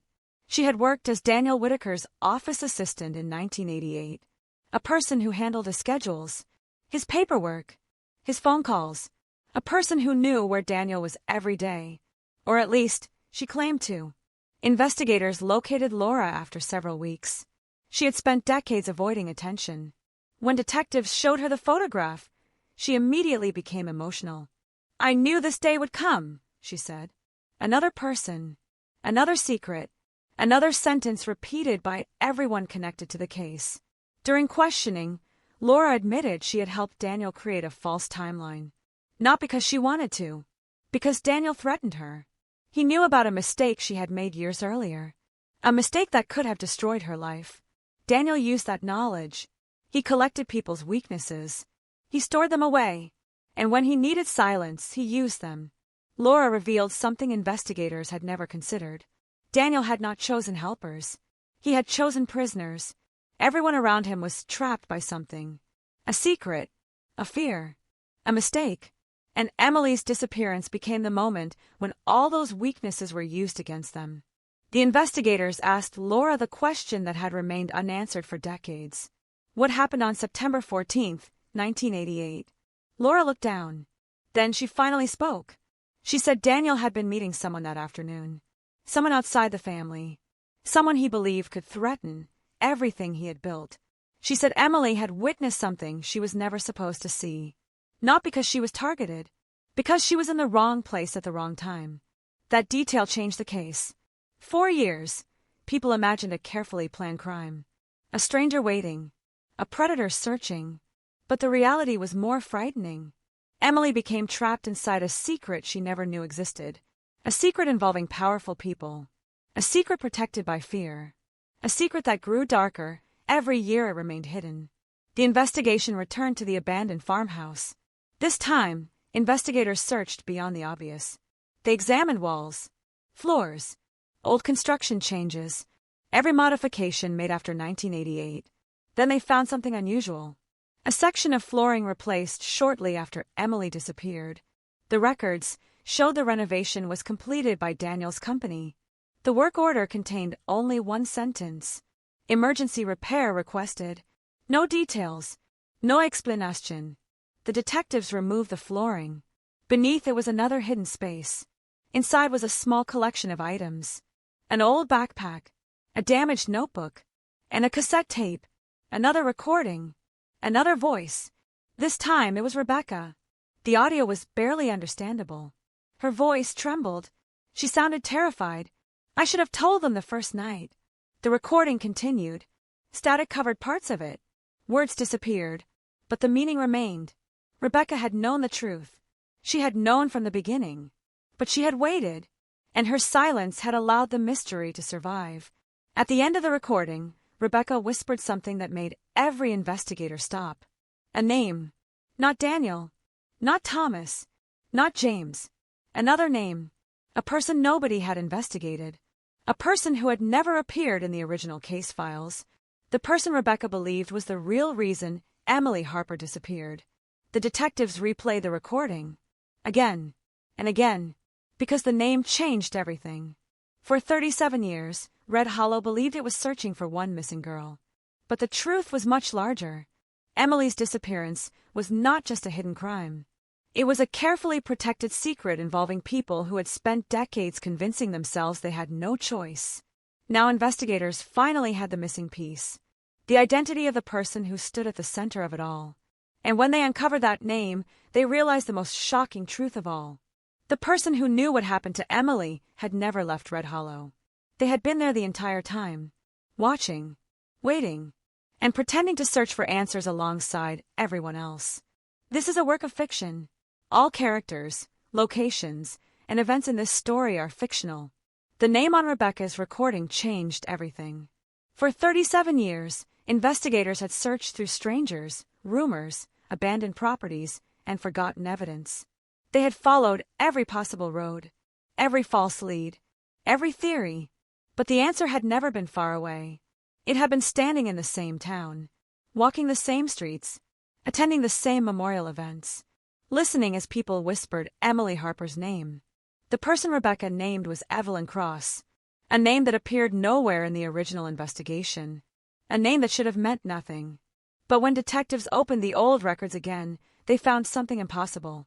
Evelyn Cross had been there, not as a suspect, not as a witness, as someone nobody remembered. She was a volunteer coordinator who organized food and supplies during the first week of the search. She was the person who collected donations, the person who managed lists of volunteers, the person who knew who entered the search areas and when. And according to Rebecca's recording, she was the person who knew the truth. Investigators moved quickly. They searched public records. Evelyn Cross was still alive, still living in Red Hollow, still attending community events, still considered one of the most compassionate people in town. A woman who had spent decades helping others. A woman who had received awards for community service. A woman nobody had ever suspected. That was the most unsettling part. The people closest to a secret are not always the people hiding in the shadows. Sometimes they are the people standing in the light. Detective Marcus Vale reviewed everything connected to Evelyn, her interviews, her actions after Emily disappeared. And then he noticed something strange. Evelyn had never once asked about evidence, never asked about suspects, never asked about theories. She only asked one question. Are they still looking? At the time, investigators saw it as concern. Now it looked different. It sounded like someone measuring the danger. The detectives arranged an interview. Evelyn arrived calmly. No hesitation. No panic. She carried herself like someone who had spent years preparing for this moment. When Marcus placed Rebecca's audio recording on the table, Evelyn did not react. Not immediately. She simply looked at the recorder. Then she smiled. A small, almost invisible smile. You finally found her words, she said. The room became silent, because Evelyn did not ask who Rebecca was. She did not ask what recording they were talking about. She already knew. The detectives leaned forward. How? Evelyn looked toward the window. Outside, Red Hollow continued its ordinary afternoon. Cars passing, children playing, a normal town carrying an extraordinary secret. Because Rebecca was always afraid someone would find out, Evelyn said. The detectives asked her directly, what happened to Emily Harper? Evelyn remained silent for a long time. Then she answered with a question. What do you think happened? The detectives did not respond. Because they knew. They wanted her to say it. They wanted the truth from her own mouth. Finally, Evelyn began speaking. She described September 14th, 1988. But unlike previous witnesses, she did not describe rumors. She described events. She admitted she knew Daniel Whitaker. She admitted she helped organize the search. She admitted she knew Daniel had been hiding something. But she denied causing Emily's disappearance. I didn't take her, Evelyn said. The detectives watched her carefully. You know who did. Another silence. Then Evelyn said the sentence that would change the investigation again. Daniel didn't start this. The detectives exchanged looks, because everyone had believed Daniel Whitaker was the beginning and the end. But Evelyn was suggesting something else, something older, something deeper. She explained that Daniel had been protecting a secret long before Emily disappeared, a secret involving his own past, a secret involving a person who had controlled him for years. The detectives asked for a name. Evelyn refused, not because she was protecting Daniel, Because she was afraid of what would happen after the truth came out. People think secrets die when people stop talking about them, she said. They don't. They wait. Her words sounded almost identical to the warnings written in Daniel's files. A pattern. A belief passed from one person to another. The detectives pushed harder. They showed her the evidence. The DNA. The recordings. The hidden documents. The photographs. Finally, Evelyn admitted something. She had not been protecting Daniel. She had been protecting Emily's final secret, a statement that shocked investigators. But Evelyn claimed Emily had accidentally discovered something. Something dangerous. Something that made powerful people afraid. The detectives demanded answers. What did she see? Evelyn looked down. Then she revealed the final piece. On the afternoon Emily disappeared, she had not been traveling directly to her grandmother's house. She had stopped near Miller's Bridge because she saw something happening there. Something involving Daniel Whitaker. Something involving another person. Someone who had never been named. Someone who had remained hidden behind the family's silence. Evelyn reached into her bag. She removed a small envelope. I kept this because I didn't know who to trust. Inside was a folded piece of paper. A drawing. A child's drawing. Emily's drawing. On the back was a message written in childish handwriting. 3 words. I saw him. The detectives stared at the paper. Because after 37 years, they finally understood. Emily Harper was not just missing. She had left behind a warning. A warning that nobody understood until it was almost too late. And the person she had seen that day was not a stranger. It was someone the entire town knew. Someone whose name would destroy everything Red Hollow believed about itself. Someone who had spent decades hiding behind respect, kindness, and a perfect reputation. The investigation was no longer searching for the person responsible. It was preparing to expose them. And when that name finally emerged, Red Hollow would never be the same again. This is a work of fiction. All characters, locations, and events in this story are fictional. The drawing remained on the table for several minutes. Nobody touched it. Nobody wanted to disturb the fragile piece of paper that had survived longer than anyone expected. A child's handwriting. A child's warning. A message written by someone who never understood how important those 3 words would become. I saw him. Detective Marcus Vale studied the drawing again. The picture showed simple shapes. A road. A bridge. A vehicle. To anyone else, it looked like the innocent imagination of a 10-year-old child. But investigators knew children often notice details adults ignore. The smallest movement, the strangest sound, the person everyone else trusts. Marcus looked at Evelyn Cross. Who is the person Emily saw? Evelyn did not answer immediately. Her hands trembled slightly. For the first time during the interview, the confident expression disappeared. Because some secrets are easier to hide than to explain. I thought keeping quiet would protect people, Evelyn whispered. It only protected the truth from being found. The detectives waited. Finally, Evelyn said the name. A name that had never appeared in the original case. A name that had never been connected to Emily's disappearance. Arthur Bell. The room changed instantly. Because Arthur Bell was not just another person from Red Hollow. He was the former county commissioner, a respected public figure, a man whose photograph had appeared in local newspapers for decades, a man who had spoken at Emily's memorial events, a man who had publicly promised that her family would one day receive justice. The person demanding answers had been one of the people hiding them. The detectives immediately searched through archived records, and the connection appeared. Arthur Bell had known Daniel Whitaker for years. Business relationships, political favors, private meetings. In 1988, Daniel's construction company had received several major contracts connected to county projects, contracts approved by Arthur Bell. But investigators found something more disturbing. 3 days before Emily disappeared, Daniel and Arthur met privately at the old farmhouse. The meeting was never reported.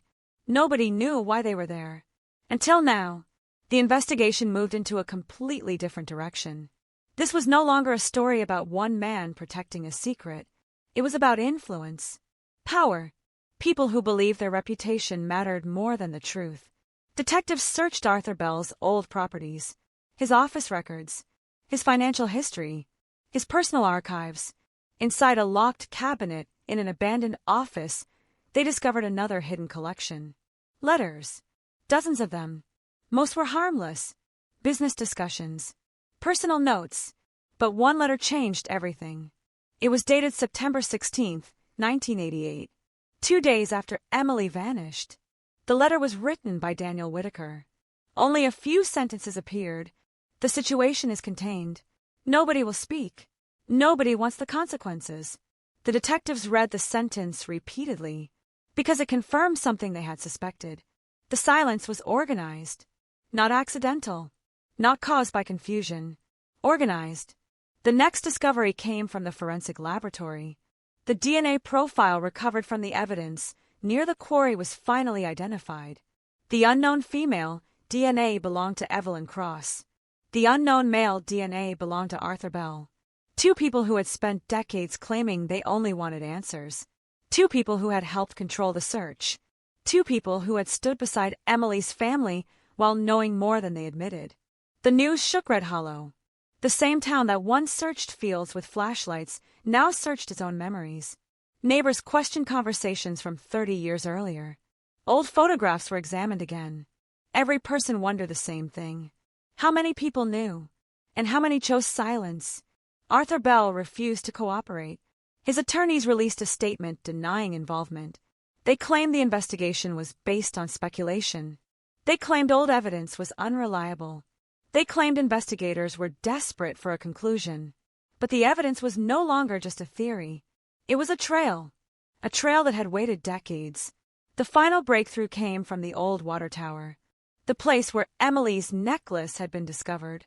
Ground scans revealed another area that had never been examined. A small section beneath the foundation. Hidden. Protected. Almost impossible to notice. The excavation lasted through the night. Rain fell over Red Hollow. The town watched from a distance, waiting, remembering, hoping. Then, just before sunrise, investigators found what they had searched for since 1988. The discovery that finally answered the question everyone feared. Emily Harper had not disappeared without leaving a trace. The truth had been buried. The evidence had been hidden. The story had been controlled. But the past had finally broken through. And as investigators stood over the recovered evidence, they realized something even more disturbing. The people responsible had spent 37 years believing they had won. They believed the town would forget. They believed time would erase everything. But time had done the opposite. Time had preserved every mistake, every lie, every hidden connection. And now, after decades of silence, Red Hollow was about to hear the truth. Not the version people were told. Not the version powerful people created. The real story. The story that had been buried with Emily Harper. And the person who knew the most about what happened was finally ready to speak. This is a work of fiction. All characters, locations, and events in this story are fictional. The morning the evidence was recovered from beneath the old water tower, Red Hollow stopped pretending everything would return to normal. For 37 years, the town had lived with uncertainty. People had learned how to carry the mystery. They learned how to speak Emily Harper's name without asking too many questions. They learned how to accept unanswered pain as part of everyday life. But now the ground had opened, and everything buried beneath it was coming back. Detective Marcus Vale stood beside the excavation site as forensic teams carefully removed each piece of evidence. Every item was photographed, every movement recorded. The world had changed since 1988. Back then, investigators fought against missing information. Now, they were fighting against too much. Too many secrets. Too many people who had spent decades rewriting their own memories. Inside were personal belongings. A bracelet, a broken hair clip, a faded piece of fabric. Items that confirmed what Emily's family had feared for decades. But the most important discovery was not an object. It was a document. A handwritten page protected inside a plastic sleeve. The handwriting was immediately recognizable. Daniel Whitaker. The document was not a confession. It was worse. It was a record. A list. Names. Dates. Meetings. People who knew. People who stayed silent. The investigators realized Daniel had not been hiding one terrible moment. He had been documenting the entire system of silence around him. The list included business partners, community leaders, family members, and one name appeared repeatedly: Arthur Bell, the former commissioner, the man who had built a public image around helping families, the man who had stood in front of cameras promising answers, the man who secretly knew where investigators should not look. The evidence forced prosecutors to move quickly. Search warrants were issued, old properties were examined, financial records were reviewed, and every new discovery made the same conclusion harder to ignore. Emily's disappearance had been protected by people who believed their influence would last forever. But influence fades. Records remain. The investigators returned to Evelyn Cross. This time, she did not appear confident.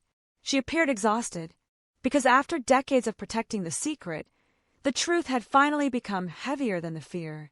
"I knew Daniel was dangerous," Evelyn admitted, "but I never believed he would let a child disappear." Marcus asked the question she had avoided for years. "Why didn't you tell anyone?" Evelyn looked away, because the answer was not simple. There was no single reason, no single moment, just a series of choices. One silence followed another, one excuse followed another, until 37 years had passed. "I thought I was protecting people," she said, "but I was only protecting the people who caused the damage." The detectives asked her about the night Emily disappeared. For the first time, Evelyn described what happened after the search began. She said Daniel gathered everyone connected to him. Not at the farmhouse, not somewhere hidden. At a normal house, a normal room, a normal conversation. That was how Daniel controlled people. He never needed dramatic threats. He understood human weakness. He knew exactly what each person feared losing. For Rebecca, it was family. For Thomas, it was reputation. For James, it was his future. For Evelyn, it was the secret she carried from her own past. And for Arthur Bell, it was power. Daniel convinced them all that the truth would destroy everyone. So they chose silence. They convinced themselves silence was survival. But silence did not save them. It only delayed the moment when everything collapsed. The investigation then focused on Arthur Bell. Unlike Daniel, who had left behind evidence everywhere, Arthur had spent decades carefully controlling his image. He had no criminal history, no public scandals, no obvious mistakes.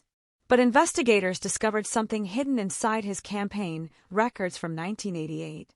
A payment, a large payment, sent to Daniel Whitaker's construction company days after Emily disappeared. The official explanation claimed it was for equipment repairs.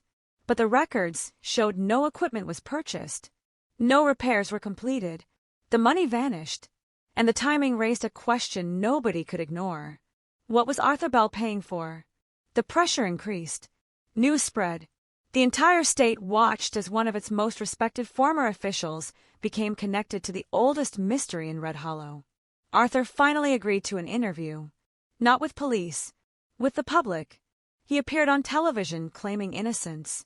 He said he was being targeted because he was a powerful man. He said old evidence was being misunderstood. He said people were searching for someone to blame. But viewers noticed something.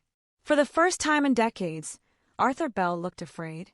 Because he knew the investigation was no longer based on rumors. It was based on proof. The final breakthrough came from the audio recordings recovered from Daniel's files. Experts enhanced a section previously considered unusable. Hidden beneath layers of static was a conversation. Two voices, Daniel Whitaker, Arthur Bell. The recording lasted less than 4 minutes, but it contained everything investigators needed. Not a complete confession, not a full explanation, but enough. Enough to prove both men had knowledge they had denied. Enough to show the disappearance of Emily Harper was never simply a tragedy. It was a secret protected by people who believed nobody would ever uncover it. As the recording played inside the courtroom preparation room, nobody spoke. Because after 37 years, the voices of the past had finally returned. And this time, nobody could silence them. But even with the truth finally emerging, Detective Marcus Vale knew one question remained. The question that had haunted every person who ever searched for Emily. Not who knew, not who lied, not who hid the evidence. But why? Why did one little girl become the center of such a massive secret? And the answer waiting inside Daniel Whitaker's final files would reveal the most shocking part of the entire case. This is a work of fiction. All characters, locations, and events in this story are fictional. The final files left behind by Daniel Whitaker were stored inside a locked metal cabinet beneath the floor of his old study. A place designed to be forgotten. A place where nobody would search unless they already knew it existed. For decades, the cabinet remained untouched. Dust covered the surface. Rust formed around the edges. The house changed owners. The neighborhood changed. The world moved forward. But the secret stayed exactly where Daniel had left it, waiting. Inside were dozens of documents. Some were ordinary. Construction contracts, business records, tax papers, nothing unusual, until investigators reached the final folder. A folder with no label, no date, no description, only a single mark written across the front, a small black circle. The same symbol appeared several times in Daniel's personal notes. At first, investigators believed it was meaningless. Then they noticed something. Every time the symbol appeared, another name followed. Not employees, not friends. People connected to influence. People connected to money. People connected to power. The investigators slowly understood. Daniel had been keeping records on everyone. Not because he trusted them, because he controlled them. Inside the folder was a handwritten timeline. September 1988. The days before Emily disappeared. The day she vanished. The days after. For 37 years, everyone had tried to understand what happened in a single moment. But Daniel had recorded something different. A chain of events. A series of decisions. A slow movement toward disaster. The first entry was dated September 8, 1988. 1 week before Emily disappeared. Daniel wrote, "Bell is worried. He thinks someone knows." Investigators immediately connected the name. Arthur Bell. The second entry was September 11th. The situation with the girl cannot continue. The third entry was September 14th. The day Emily vanished. Only one sentence appeared. "Everything changed today." That was all. No explanation. No details. But the meaning was clear. Emily's disappearance was connected to something that began before that afternoon. Something already happening. Something Daniel and Arthur were desperate to hide. Detectives searched older records connected to Arthur Bell. They discovered that months before Emily disappeared, Arthur had been involved in a controversial land development project. A project that threatened to expose illegal financial agreements between several local businesses. Daniel's construction company was one of them. The evidence suggested Emily had not been targeted because of who she was. She had been caught near something she was never supposed to see. A secret involving adults. A secret involving money. A secret involving people who believed they were untouchable. The investigators returned to the child's drawing. The message. "I saw him." For years, everyone assumed Emily saw a person. Now they wondered if she saw something else. Something connected to that meeting. Something that made powerful people panic. The answer came from an unexpected place. A school notebook. One of Emily's old notebooks had been kept by her parents. They had saved everything. Every drawing. Every assignment. Every small memory. Inside the notebook, investigators found a page dated 2 days before Emily disappeared. It contained a simple drawing of a truck. Beside it, Emily had written, "Mr. Bell's truck was at the bridge." The investigators froze, because this was the first direct connection between Emily and Arthur Bell. She had seen him, not a stranger, not a random person, a respected community leader, someone her family trusted. The case changed instantly. Arthur Bell was no longer just a person connected through old relationships. He was someone Emily herself had noticed. Someone who had been at the center of the mystery from the beginning. When detectives confronted Arthur with the notebook evidence, his reaction was different from before. The confidence disappeared. The careful answer stopped. For the first time, he looked like someone who understood the past had finally caught him. But Arthur still refused to confess. Instead, he offered one final explanation. He claimed Daniel Whitaker was the mastermind. He claimed Daniel manipulated everyone. He claimed he was only trying to prevent a bigger disaster. The detectives asked him one question. "If you knew Daniel was dangerous, why did you help him?" Arthur had no answer, because there was no answer that could make decades of silence acceptable. The investigation moved toward prosecution. But Marcus Vail knew the case was still incomplete. There was still one missing piece. Daniel Whitaker's final note. The last page in the folder. The page that had been removed. Someone had torn it out. Someone had known about the files. Someone had returned after Daniel died and taken the one piece of information that mattered most. The detectives searched every possibility. Who knew about the cabinet? Who had access to the house? Who could have removed the page? Then they found the answer. A maintenance record from 5 years earlier. A repair worker had entered the old study. A person hired to fix the flooring. A person whose name appeared nowhere in the investigation. Until now, the worker was named Michael Cross, Evelyn Cross's son. Another connection. Another hidden thread. The detectives brought Michael in. Unlike the others, he did not deny anything. He admitted he found Daniel's hidden cabinet years earlier. He admitted he saw the documents. He admitted he removed the final page. But he insisted he did not destroy it. He kept it, because he believed one day someone would need to know the truth. Michael reached into his bag. He placed a folded piece of paper on the table. The missing page. The final message written by Daniel Whitaker. Everyone expected a confession. Instead, they found a warning. One sentence, written in Daniel's handwriting. The person who started this is not the person everyone thinks. The room became silent, because after everything, after the evidence, after the recordings, after the arrests, the case had revealed one final mystery. Daniel Whitaker had not been the beginning. Arthur Bell had not been the beginning. The family secrets had not been the beginning. Someone else had started the chain of events that led to Emily Harper's disappearance. Someone who had remained invisible. Someone whose name had never appeared in any report. Someone who had been forgotten by everyone. And now, after 37 years, investigators finally had the clue that would reveal the true origin of the nightmare. The cold case was no longer about finding the truth.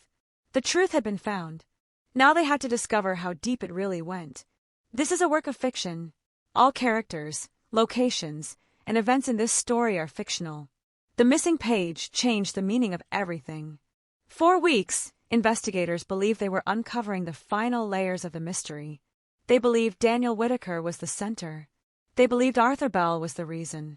They believed the silence surrounding Emily Harper's disappearance existed because powerful people were protecting themselves. But Daniel's final warning suggested something else. The people they had been chasing were only protecting a secret that began long before them. A secret that had already existed before Emily was ever born. Detective Marcus Vail placed the handwritten page beside every piece of evidence collected from the investigation. The old recordings, the photographs, the journals, the DNA reports. Every piece pointed in the same direction. Not toward one person, toward a history, a pattern, a series of choices made by people who believed consequences only happened to others. The first clue came from an old newspaper archive. Investigators searched every article connected to the Whitaker family, every business announcement, every community event, every public appearance. Then they found something buried in a small article from 1974. More than a decade before Emily disappeared. The headline was forgotten. The story was only a few paragraphs long. A local businessman involved in a land dispute had suddenly left Red Hollow. His name was Victor Hale. The article mentioned accusations, missing financial records, a disagreement with several local officials. Then, without explanation, the story disappeared. No follow-up, no investigation, no conclusion. But inside Daniel Whitaker's files, Victor Hale's name appeared repeatedly. The detectives realized Daniel had been connected to him. Arthur Bell had been connected to him. Even Evelyn Cross had a connection. The secret did not begin in 1988. It began 14 years earlier. The investigators tracked down the last living person who remembered Victor Hale, an elderly woman named Margaret Sloan. She lived alone outside the county. When detectives showed her Victor's photograph, she immediately recognized him. "He knew too much," she said. The detectives asked what that meant. Margaret looked toward the window. Then she answered quietly. Victor found out what they were doing. The phrase sounded familiar. Because it matched everything investigators had uncovered. Everyone who discovered the truth eventually became part of the secret, or disappeared from the story. Margaret explained that Victor Hale had discovered financial corruption involving land purchases around Red Hollow. Properties bought cheaply, families pressured to sell, documents changed, records altered, a network of people benefiting from control over the town. Victor planned to expose them, but before he could, he vanished. The official explanation was that he left voluntarily. Nobody believed it. Not Margaret. Not Daniel. Not the people who knew what was happening. The detectives returned to Daniel's final note. The person who started this is not the person everyone thinks. Now the meaning became clearer. Daniel was not protecting a crime. He was protecting a legacy, a system built over decades, a system that taught people one lesson. The truth only matters if someone powerful allows it to exist. The investigation expanded beyond Emily Harper's disappearance. Financial crimes were reopened, old records were examined, former officials were questioned, and slowly, investigators discovered that Red Hollow had spent decades protecting an illusion. A perfect town, a peaceful town, a town where nothing terrible happened. But beneath that image was a history of intimidation and silence. Then another piece of evidence arrived, a letter written by Rebecca Whitaker shortly before her death. Unlike her earlier writings, this letter was addressed directly to whoever eventually discovered the truth. The first line was simple. If you are reading this, then I was finally brave too late. The letter explained Rebecca's final years. She had carried guilt. She had tried several times to reveal what happened, but every attempt failed. Fear always returned. She described Daniel's control, Arthur's influence, and the one person both men feared, a person who had remained hidden behind everyone else, a person who had started the entire chain of events. Rebecca wrote the name at the end of the letter. The detectives stared at it, because it was not a name they expected. It was someone who had never been considered important, someone who had been present but invisible, someone who had watched every investigation, every search, every interview, someone who had spent decades pretending to look for answers. The name was Samuel Price, the same man who had brought detectives the photograph, the same man who claimed he had finally decided to speak, the same man who appeared to be helping them uncover the truth. The investigators returned to Samuel's interview recordings. They replayed every answer, every pause, every moment of hesitation, and suddenly they saw something they missed. Samuel never said he discovered the photograph. He said he kept it. He never said he was afraid of Daniel. He said he was afraid of what would happen if everyone knew. The detectives rushed back to his home, but Samuel Price was gone. The house was empty. The doors were unlocked. The lights were still on. On the kitchen table sat a single envelope. Inside was one final message. 3 sentences. 3 sentences that revealed the last hidden layer of the mystery. I searched for Emily because I needed everyone to believe I cared. I stayed close because I needed to know what they found. And I waited because I knew the truth would eventually come back to me. The cold case had reached its final turn. The person who helped uncover the truth had also been protecting it. And now investigators understood the most terrifying part of Emily Harper's disappearance. The secret had survived for 37 years. Not because nobody knew, because too many people knew. And every person who carried the truth believed they were the only one strong enough to keep it buried. This is a work of fiction. All characters, locations, and events in this story are fictional. The empty house of Samuel Price became the final scene of a mystery that had spent 37 years changing shape. At first, investigators believed Samuel was the man who finally broke the silence, the elderly neighbor who carried a forgotten photograph, the witness who gave detectives the missing piece, the person who helped reopen a case everyone thought was lost forever. But now, his disappearance created a terrifying possibility. Samuel had not returned because he wanted justice. He had returned because he knew the truth was coming, and he wanted to control how it arrived.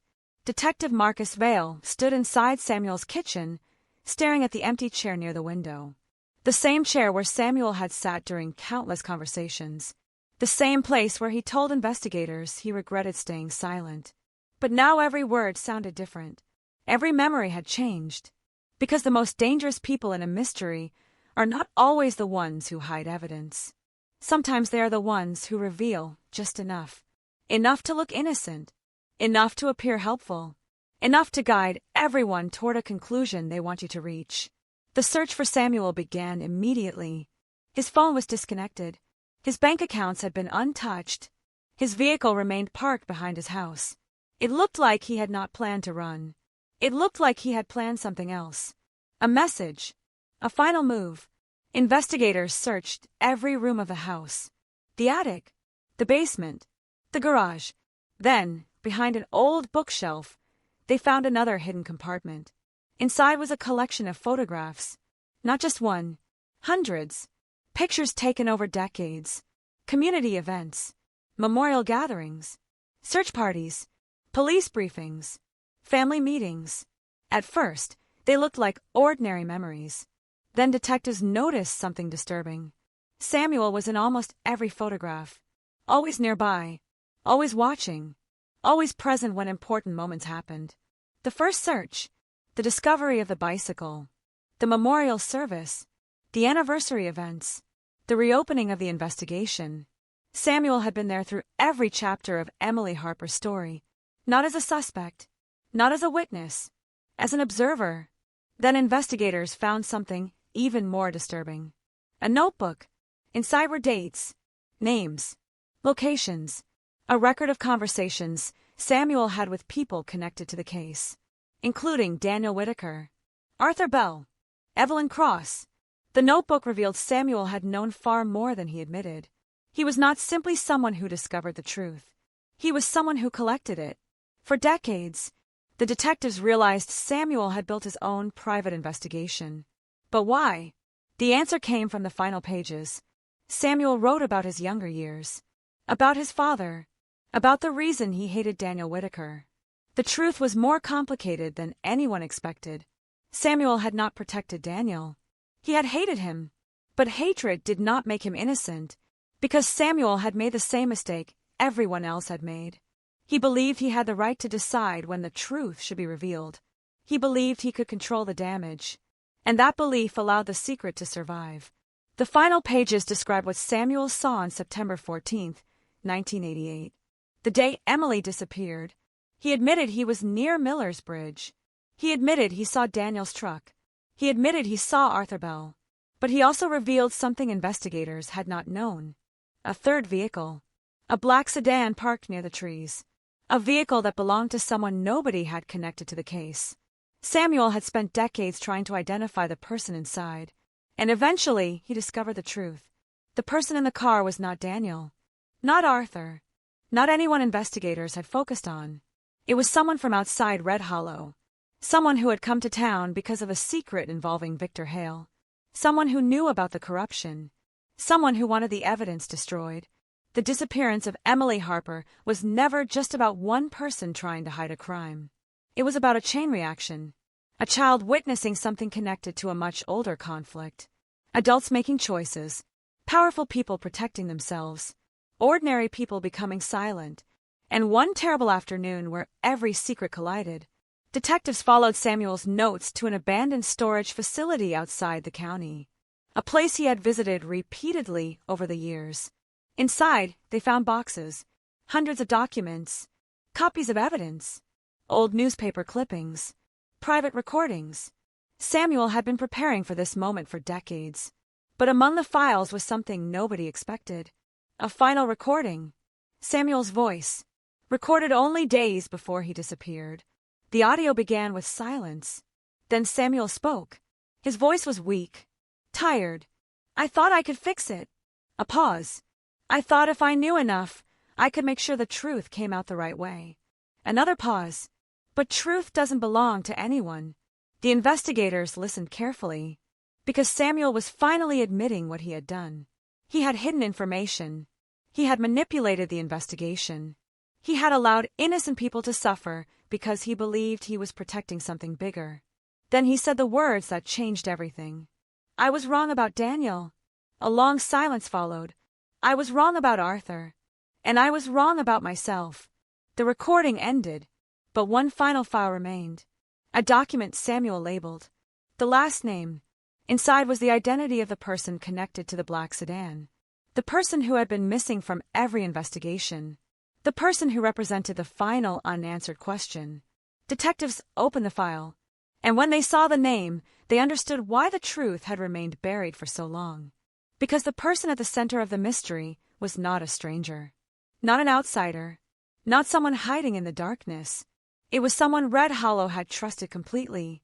Someone whose reputation had never been questioned. Someone who had spent decades convincing everyone they were searching for the same answers. The final secret of Emily Harper's disappearance was no longer buried. It was standing in plain sight.